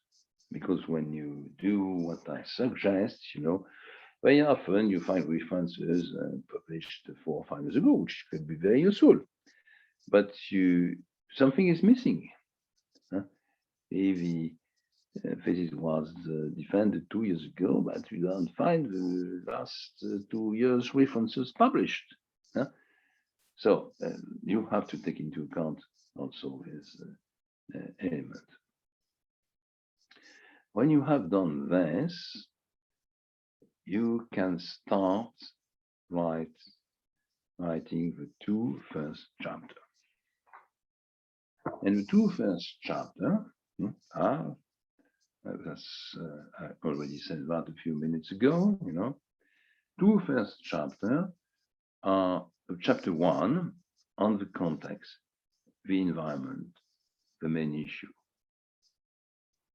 And as I write here in point 5, it should be written as a top economic financial article. You are writing a presentation which not we don't need 20 pages. If you have a look to good articles in Economist, British Economist, and Financial Times, Business Weeks, they are short articles. It could be something like 5-6 pages, A40 category. That's enough. It's a professional article. It's well written, right words, but it's not academic writing. It's professional writing. Second, you have a chapter 2. And in chapter 2, it's a literature review. This is generally the most difficult point to understand for students which are not accustomed to write thesis. What does it mean? Remember what I said. You have a reference list. Reference list is presented according to the international or Harvard standards. You have made a selection among them. And among your 50 or 60 references, you have chosen, something like 12 to 15. And you read carefully several times each of them. And you start having a good knowledge of the question rates, of the ideas of the authors, of what was found, the different contributions, methods used, and so on. And this is what we are interested in a literature review. A literature review is not a summary of the different articles you have identified. It is a presentation of the main ideas which are in the 10, 12, or 15 articles or reports you have selected. What are they? There's no rule again. The experience shows that January is something like 6, 7, could be 5, could be 8 in some cases. And what you are going to do in the reference list, it's a presentation of these ideas. You will present, number 1, explain what it is. What are the authors which have studied, developed these ideas? How they did that? Model, uneven studies, interviews, case studies, something else. What kind of data did they use also? And what kind of contribution, what kind of results? You do that on the first idea, you do that after that, idea 2, idea 3, idea 4, idea 5. This is what we are waiting. Why do we do that? Why do we go through that kind of boring element, boring chapter? First, because you here have a good knowledge of what has been written, you have, and you get a good knowledge of the topic. This is the first point. The second one, of course, you are looking from new material, what we call new material. It means you will develop your own cases, your own interviews, your own models. But perhaps you will find good cases, good interviews in some of the papers, and you are allowed in the core of your thesis to use these cases, these interviews, and so on. The only thing which is compulsory is to say, I use this case, I've done my 4 cases, but I had 2 more coming from the article by Smith and the article by Dupont, and you give the origin, the source. Where is it coming from? It is coming from the European Finance Review, 1996, something like that. So you try to catch new material, to make comparison, to enlarge your comparison. In some cases, if you are very lucky, you will find databases. And sometimes there's a link, in an article, and you click on the link, and you find databases. Probably you are not able, to design the databases. You have no time, don't have the necessary means to do that. So you are very happy. And you can use the databases, giving the origin of the databases in the core, but you can use it. You can also find in that chapter, going through the different ideas of the different authors, good research questions. You have your own. You have written first draft of your introduction, but you can now improve your introduction. If you think that a research question you found in an article is very useful, very good, you can add this question into your research question and introduce, of course, this question into the list of your research question in the second paragraph of your introduction. So this is a very classical loop. You have there. And last, I would say last, a literature review, is very useful because for each idea, you summarize the results, recommendations of the different authors. And this will be for you very useful when you reach the chapter on the results, your chapter on your results. You will make a presentation of your results, you will discuss them, but you will validate them. And to validate results, you get 2 different ways. The first one is to make a presentation to 1 or 2 practitioners and understand their comments, reactions. And the second one is to compare your results with the results coming from your literature review. And this is very important because, you will find similitudes and differences. Some of your results are identical to some of the results you have mentioned in your literature review, which are coming from the articles you have read. Some are completely different, and very often, it's partly the same, partly different.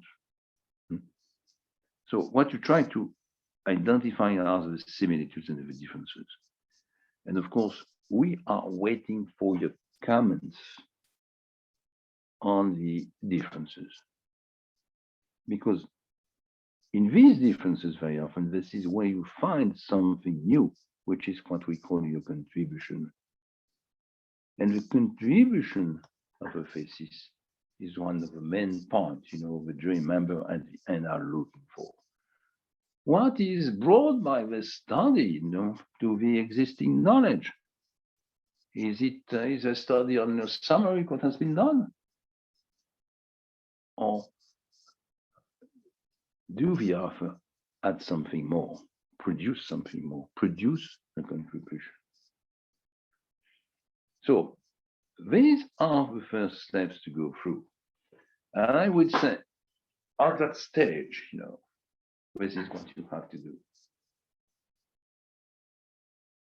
Of course, you need a topic, you need introduction, you need a reference list, you need a kind of reading period and selection of the best articles, and you have to write chapter 1 and chapter 2.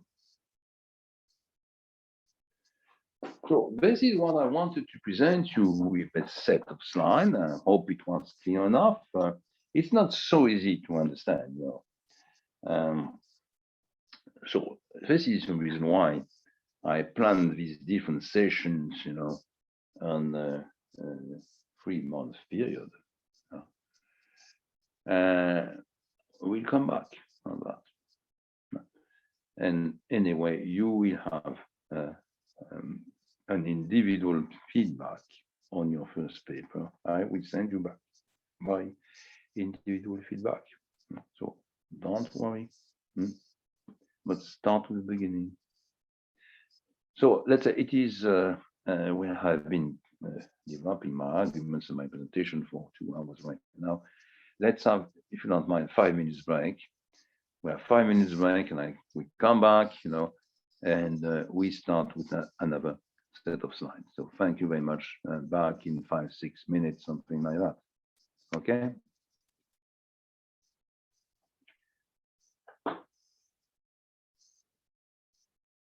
Writing with Kina.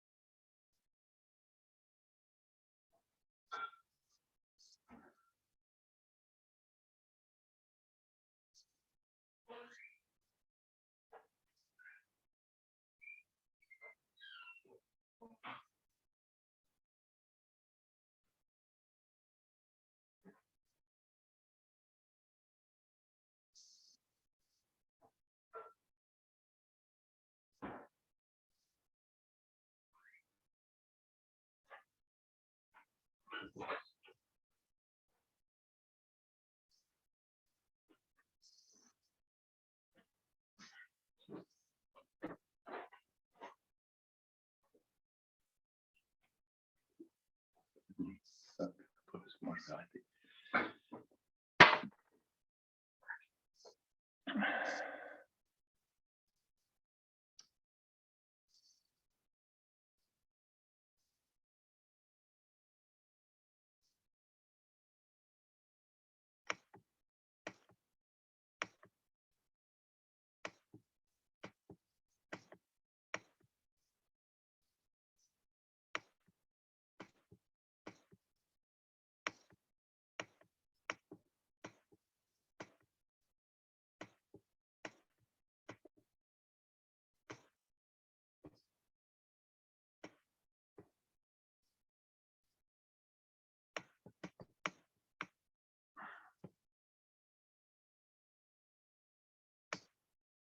C'est bizarre parce que c'est pas du tout structuré comme.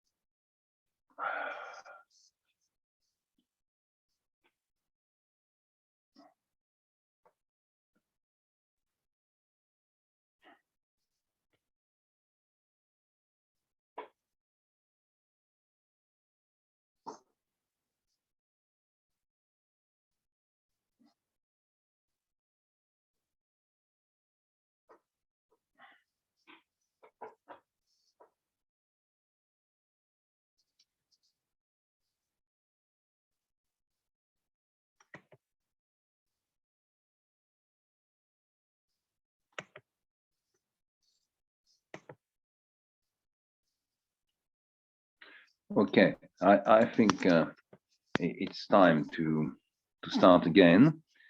I move from my set of slides I use in the preceding hours. They are called slides 68, 6 and 8. And now I use to give you some more suggestion and details, a few slides prepared by Professor Chan. You will have the opportunity also, and you know him, to meet with Professor Chan, you know.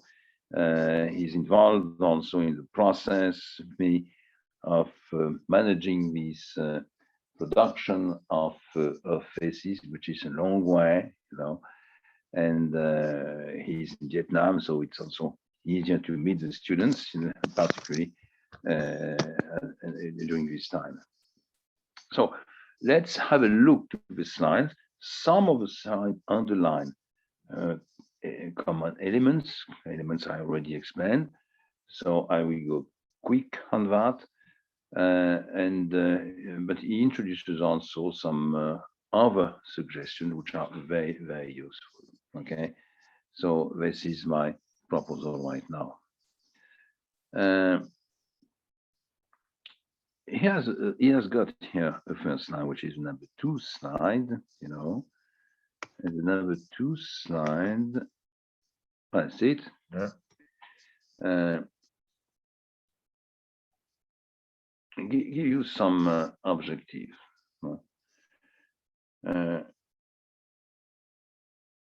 If there's something very important on that side, it is a reader. Think, to the reader. You have to sell your document,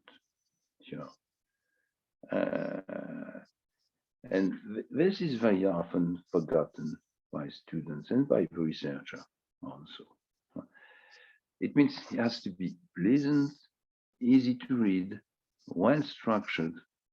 Even when you start with the first pages of the reader, it's like when you read a book. You want to spend the night to come to read up to the last page.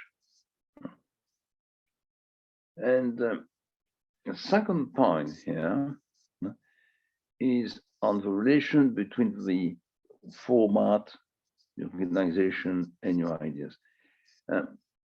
I describe the first steps to go through: the introduction, the reference list, the reading step, the selection step, chapter 1, chapter 2. Okay. But the difficulty is to integrate your ideas into that format, So, you have to work on that. It should not look artificial. This format is as it is, but the reader should think that it is the right one to present your ideas. It should fit somehow. Okay, nothing else on the number of pages when we discuss that. Recommendations on also on the space and how to write what kind of character. New Roman 13 point. Okay, so this is a question often raised and it is solved now. Next one.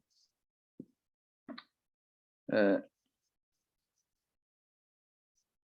main word here is iterative. It means, that's what I said once, back loops. Of course, you have a linear process, but you have loops also.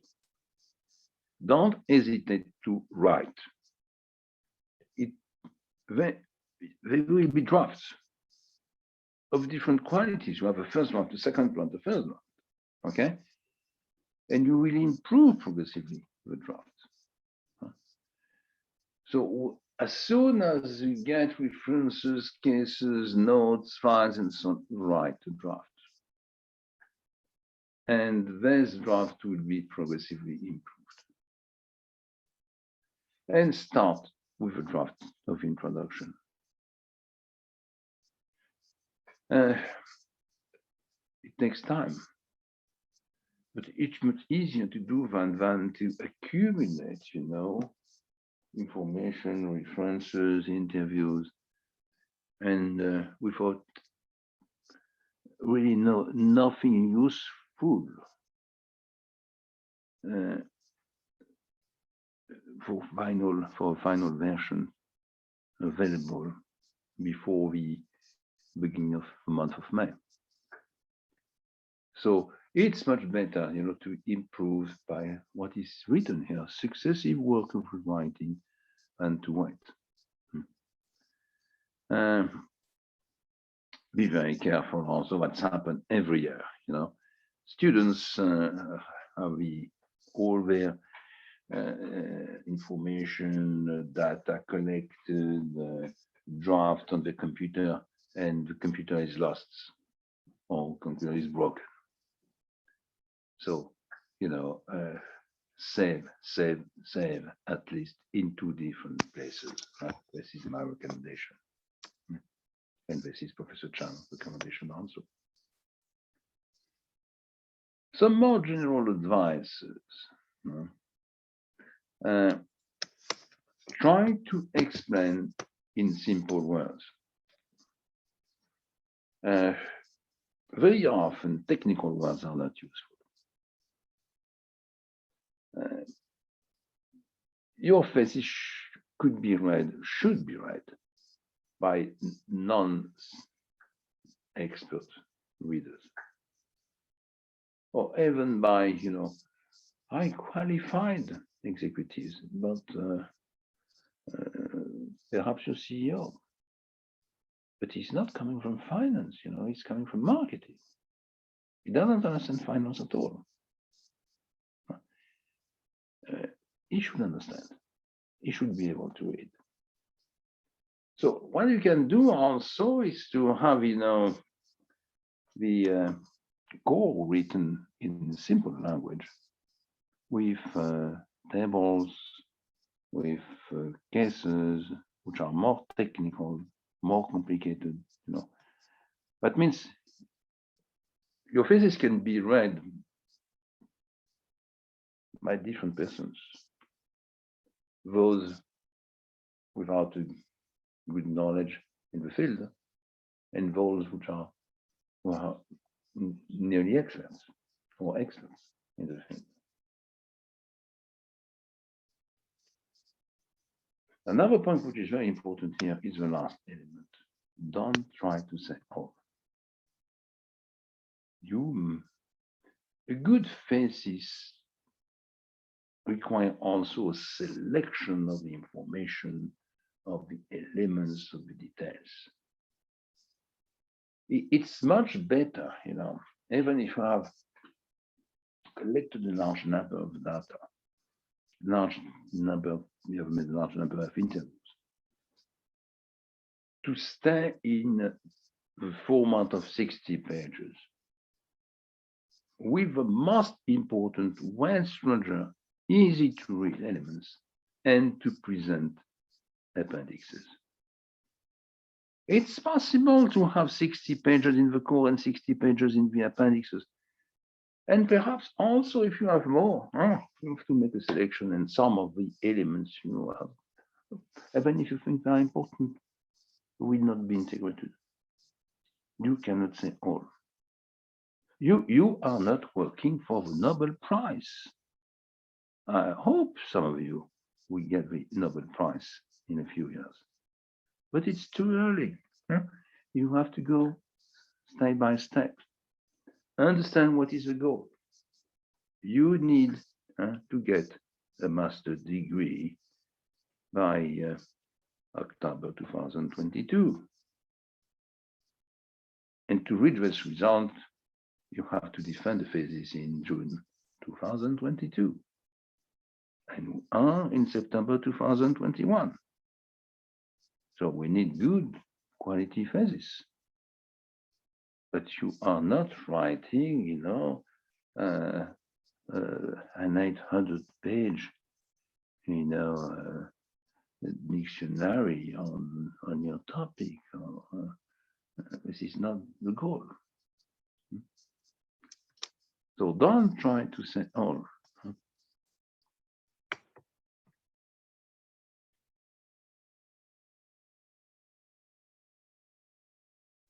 So now it's easier to understand here.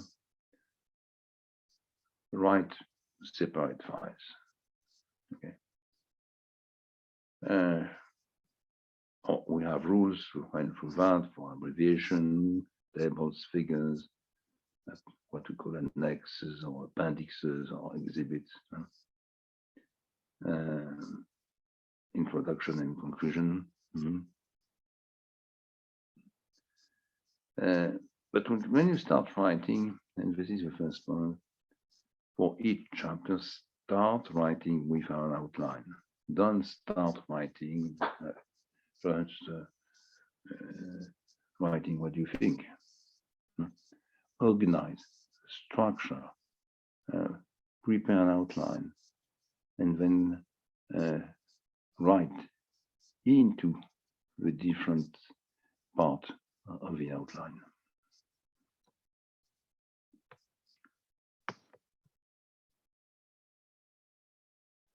Now, after that, there is a problem of order of writing.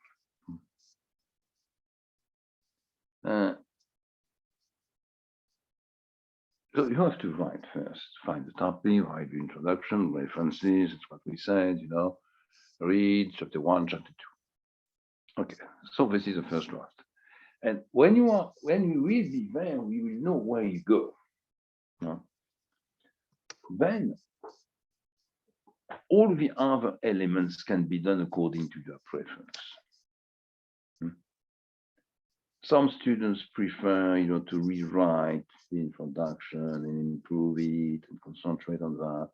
Some of us say, okay, I've got already, a draft of introduction, a draft of chapter 1 and chapter 2. Now I move to the analytical chapter. Now we'll be back on the introduction, chapter 1, chapter 2 later. This has to be done according to your preference. Linking paragraph is what I said, introduction, transition, conclusion. That's very, very useful. Point 3 is interesting also. At the end, when we have written all the elements, come back on the introduction and the conclusion. Or it will be for final rewriting. But, you have to write the first draft of introduction right now. But at the end, come back on the introduction. Probably we will prove it again. Same for the conclusion. Very often also, and this is the last point here, you understand me and you think you have found a good title and subtitle. And weeks after weeks, you are moving, and in April, suddenly, if you go back to your title and subtitle, you understand that the content is not anymore in line with the title and subtitle. So you have to adapt. It means you have to adapt the title and or the subtitle. So this is as the introduction and the conclusion. In the last steps, this is something you should not forget. Adapt the title, the subtitle, the last element of the introduction and the conclusion at the end.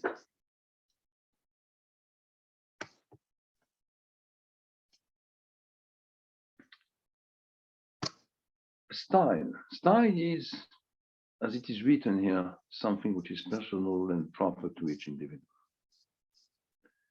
However, we give you some advices. And this is a consequence of what I said, it should be easy to read by anyone, even if it is not an expert. It should not be boring. It should be clear and well structured.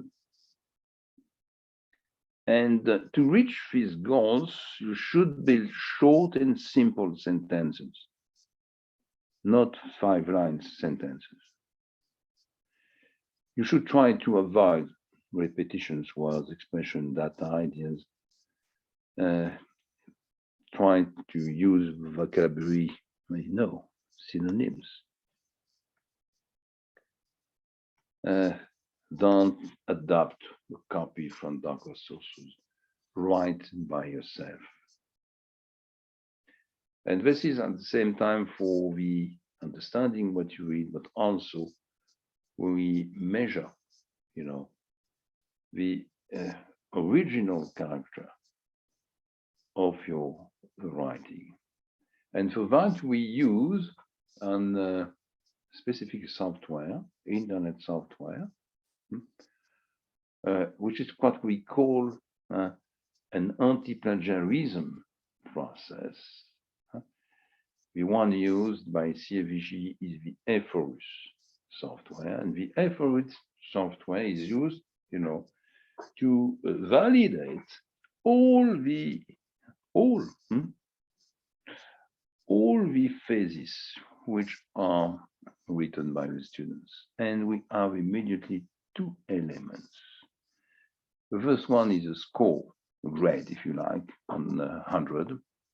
And you will know what is the percentage of words, sentences, ideas, which are not original, which are coming from some of the books, article, report, and so on.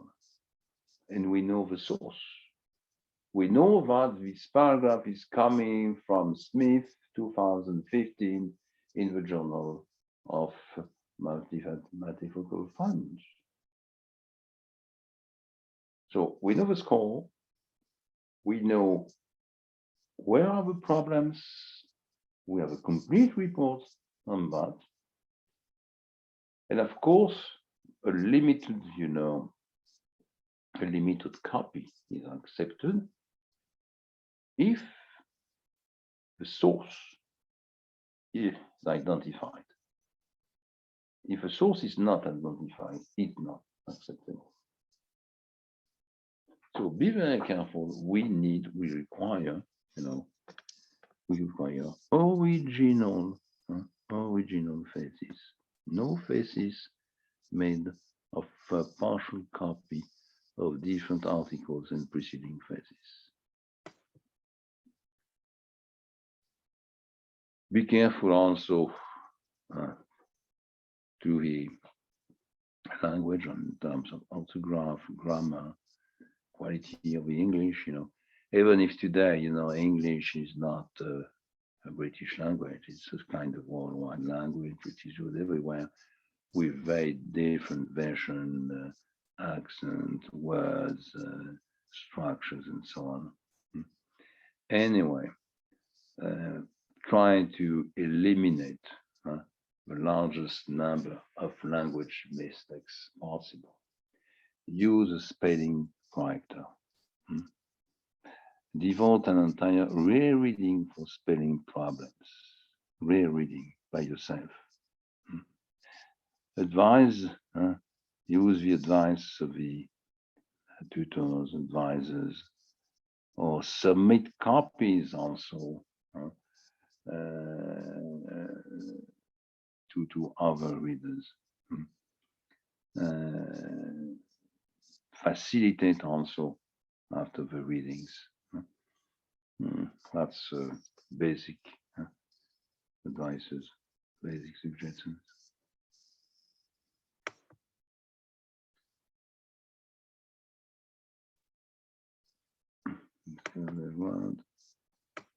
No. This is not the central point, but anyway, it has to be taken into account. The fact now we work with our computers, and particularly with kind of international English, means that we eliminate more and more the punctuation. The punctuation is part of the language. It means we should find in your faces commas, semicolon, points, final points, question marks, 2 points, suspension points, brackets, quotation marks, and so on. These are part of a language. These are part, of the final version for a thesis. So be careful to this first. I know, it's more and more common to eliminate all these kind of details, but this is not the right way. I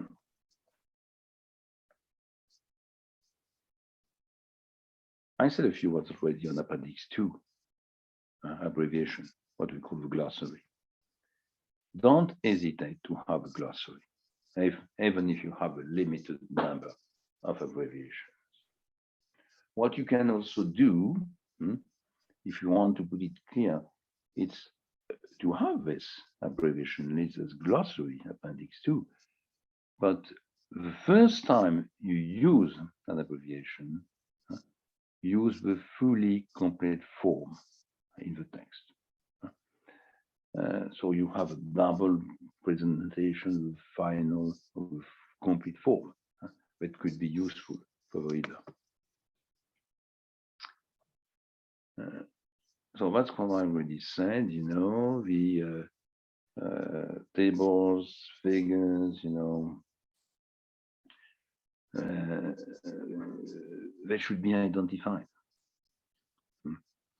by a number, by a title, you know, by the source, if it's coming not from your own collection of data, but from other research or other professional article.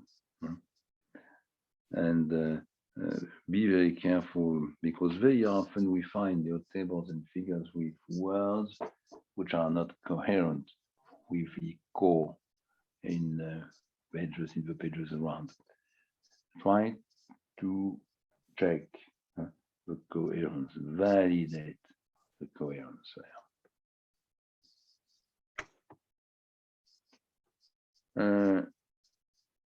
You will have an illustration. We are talking the preceding slide on the tables, figures, but you could have graphs, diagrams, flowcharts, perhaps. I don't encourage you to have photographs, you know. This is not a review, this is a thesis. Yeah. But anyway, all the illustrations have to be presented the same way, number, title, and they have to be mentioned, incorporated into Appendix 1 with a number, with a title, and with a page.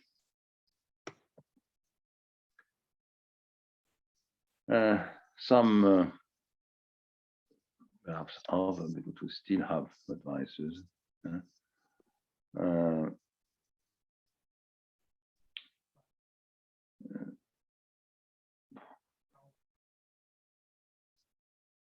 One or two important points here.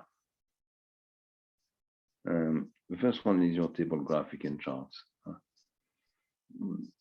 When you have table graphic and charts in the core, which should be integrated in the sentences in the paragraph, either by comments or they should illustrate a paragraph. But you know, they are not to be there if they are not really connected with the sentences on the same page. If it is the case and you think it's useful, you have better to put it in an appendix. Try also to update all your references. Sometimes we find reference to a paper published in 1995. It was a good paper. But the same author, you know, has updated the paper in an article in 2017. It's better to use the article coming from 2017.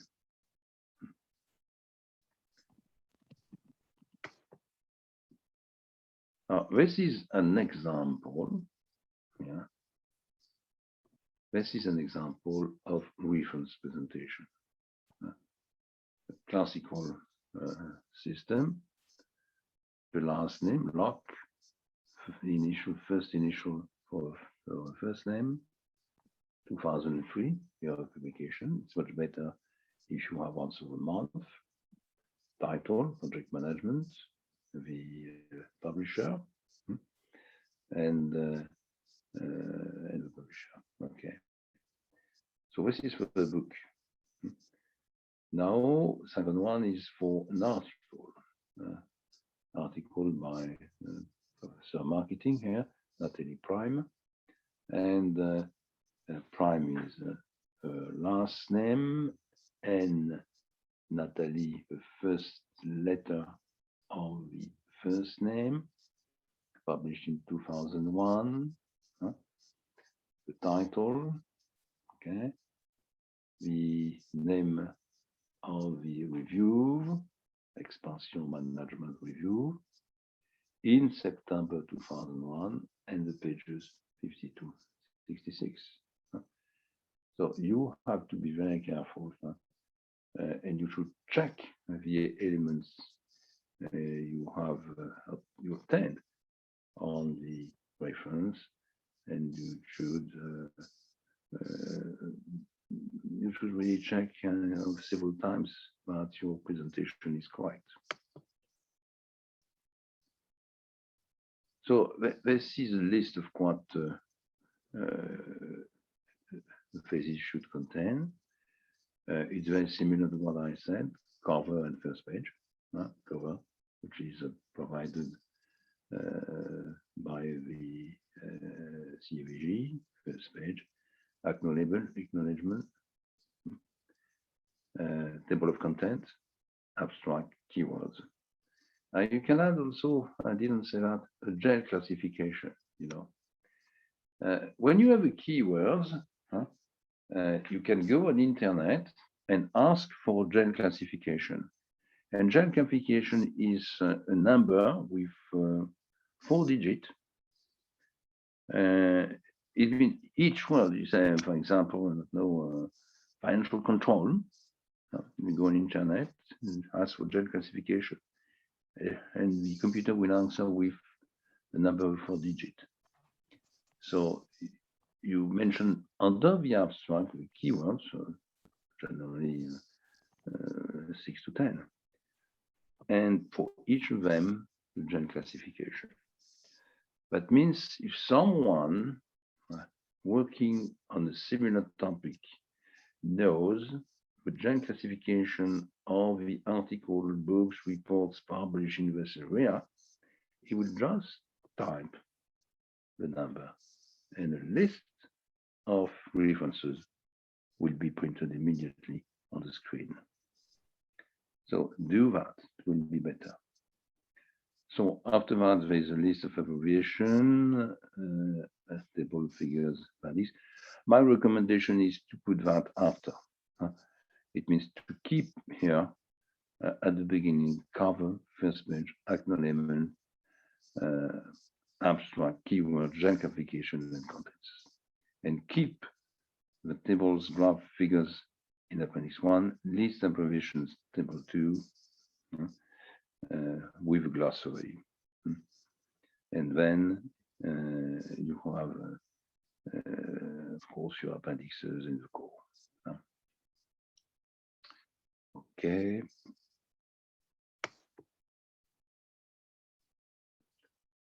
For the table of content, a few very classical suggestions of presentation. In order that it is easy to read, but the structure appear very, very clearly. Work on the titles of the different chapters and different parts. They have to be homogeneous. Okay, they have to be easy to read. The order of a chapter should be easy to understand. Okay. So also suggestions in terms of use of bold capital letters, which could be useful.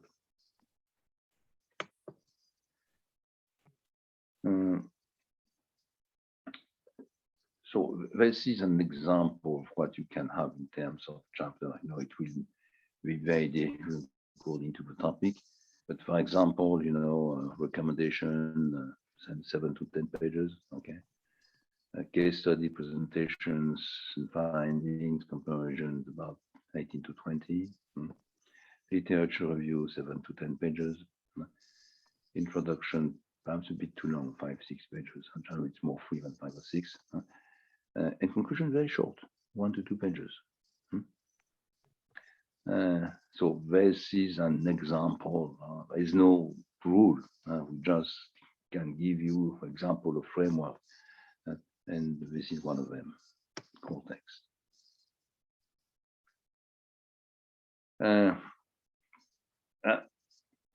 Here you have a very good suggestion or advice,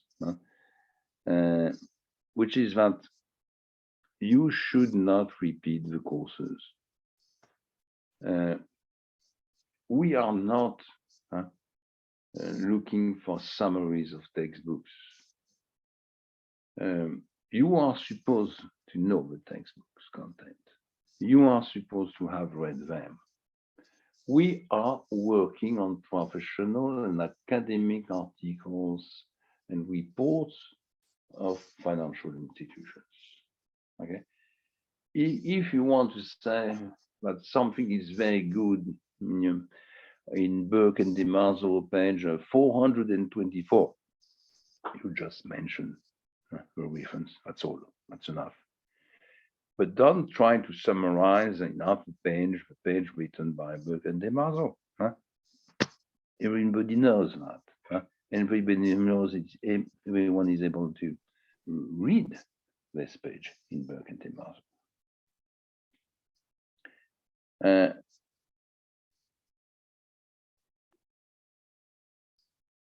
So, in your literature review, of course, and also in another way, in your chapter on the context environment, you should measure,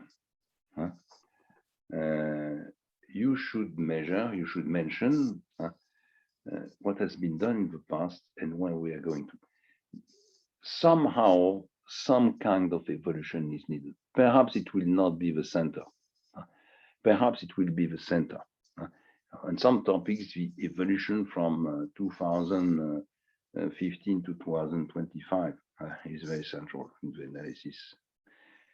In some of us, it just, kind of short summary of what has been done, what is can be weighted. And generally, it is more in chapter 1 than in chapter 2. You have to be very clear on the concept, method, schemes, tools you will apply, but this will be in the methodology of the introduction, of course. That's the main idea here.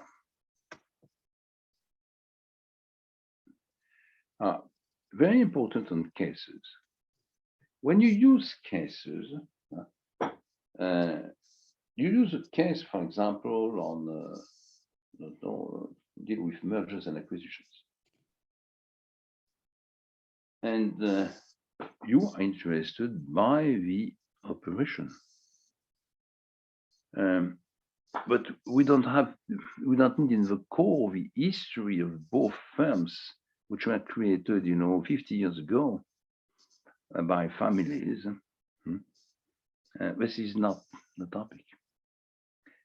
It could be useful for the reader anyway. But what I suggest, is that you introduce in the core only on the cases, on the firms, the information is needed for your analysis. And if you think that an historical analysis, analysis of structure of a firm, analysis of a product is useful for a reader, create an appendix on that. But don't, put it in the core. The core should be, with a straight, should be organized around a straight line, which is to deal with the research questions.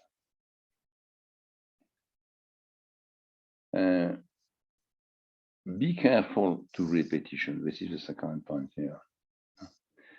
And there's one point which is difficult to solve generally. It's when you make interviews, because we need at the same time to have a summary of each interview in appendix, generally appendix 3, And you, of course, you use material.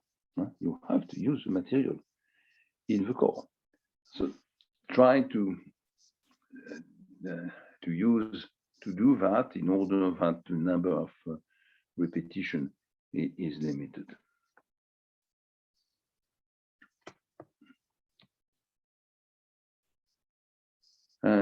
Your proposals, recommendation, good practice, and so on should be based on your analysis of the results. It is the result of your work. It's not at that stage, a kind of summary of what you found in the during the your reading step, or even you wrote in your literature review. It is based on your own analysis. Try to be very selective in the recommendations. It should be, general advice as it is written here, the point two. This is not what is required. You need to underline specific points and specific recommendation, good practice, warnings. We just already said a word on conclusion and the limits of the research to be used and to be mentioned. Okay. Again, some elements of the format. Okay. Numbering. Yeah, keep also the same format for the whole dissertation, for the whole thesis. It seems to be clear, but we find this problem often. And the last one here is on the correction.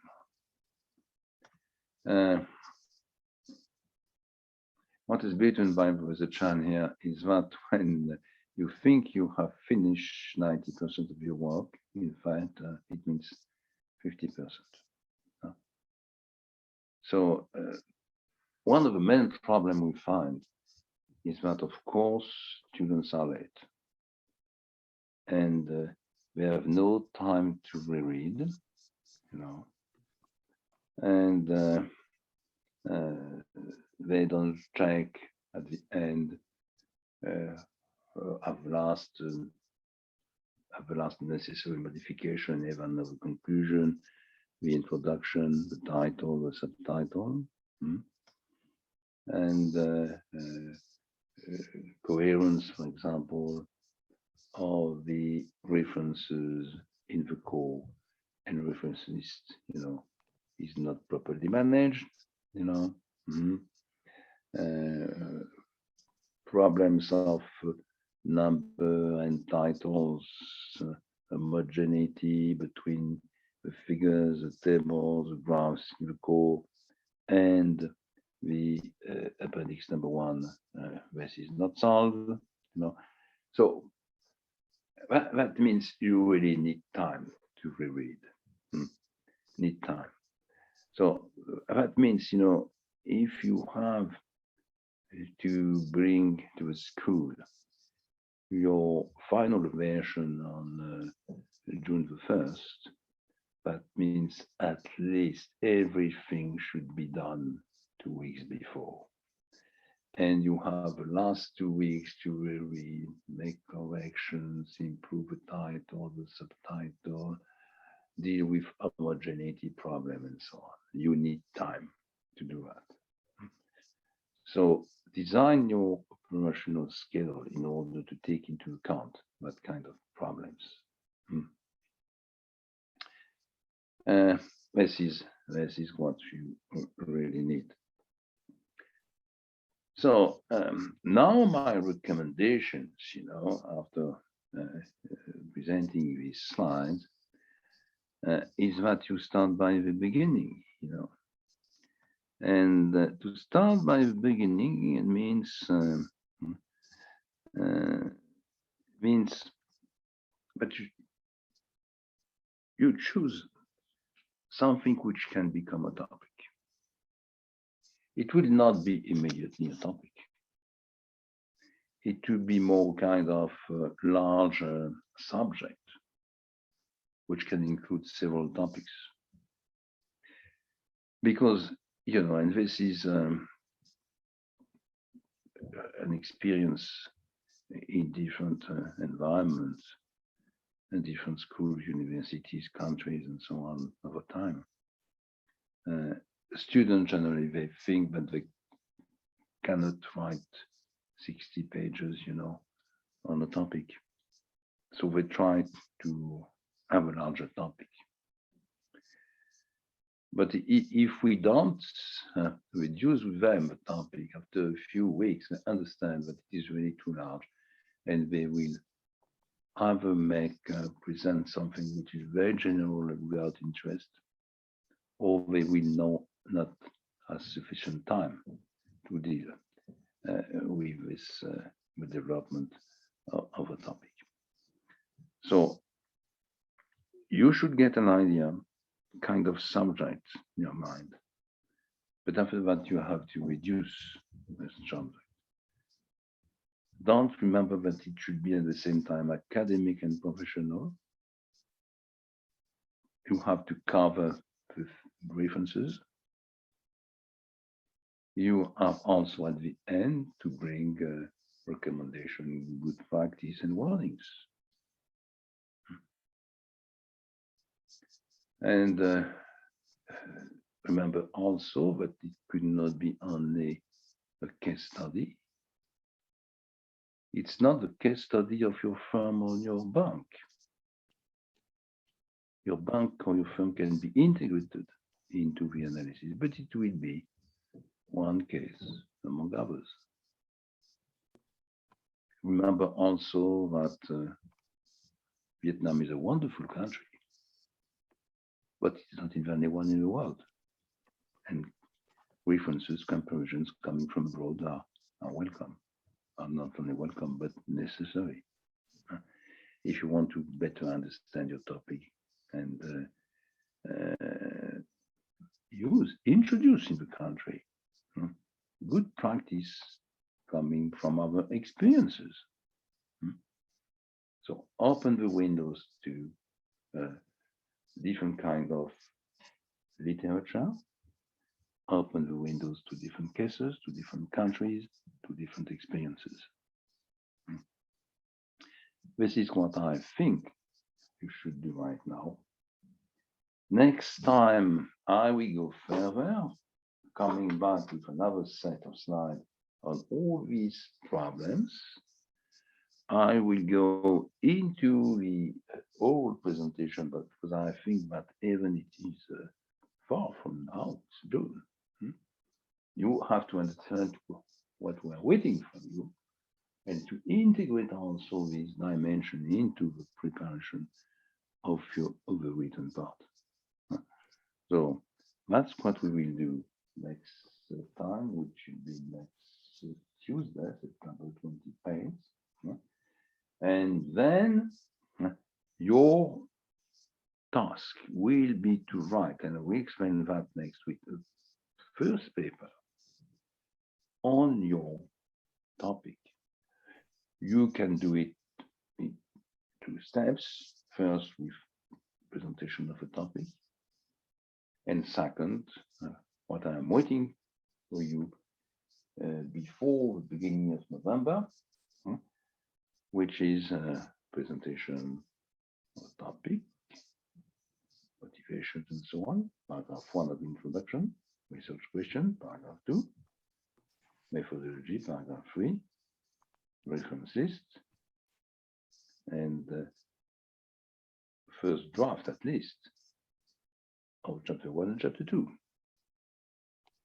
So this is where we are going to. So what I hope is that we are September 21st today. in about what, I think beginning of November, something by 5 of November, which is in about 6 weeks, we will get, that kind of draft. This is what I'm waiting from each of you. And when I will validate, this introduction reference list, chapter 1 and chapter 2, generally that means that the most difficult step is over.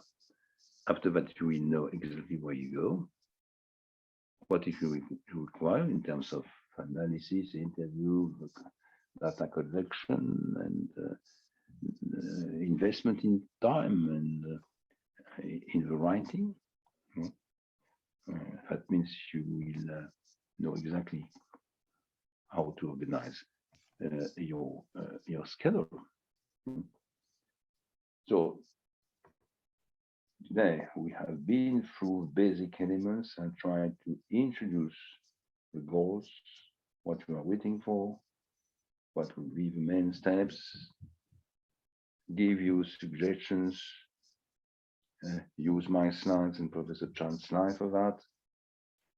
Next time we'll go in more details. We move also to the defense, visual presentation, and preparation also of the questions and answer session with the jury.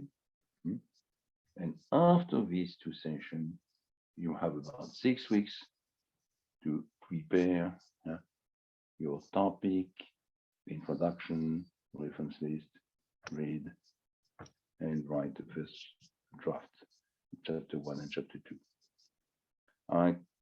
What I can propose you is to make after session 2 these writing in 2 steps. First, you write your title, subtitle, and the first paragraph of introduction. You send me that. I give you my comments and validate it if I think it's well structured and feasible.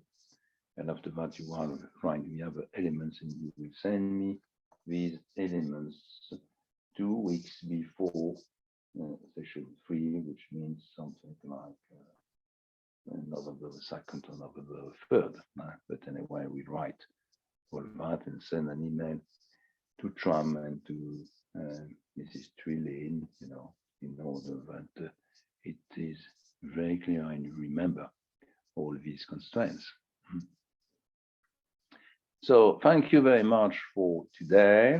You get the slides. If you don't get the slide, ask Tram and Twilin.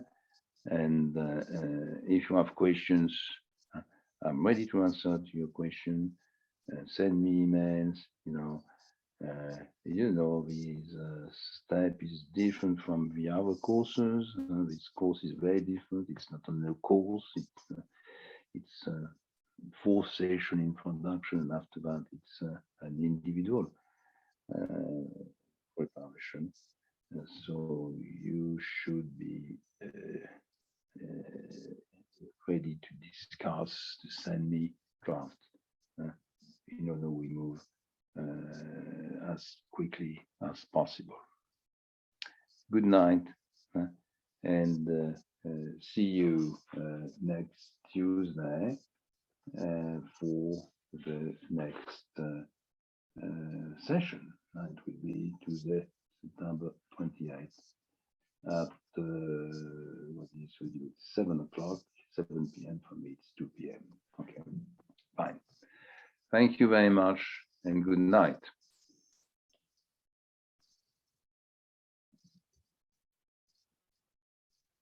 No question?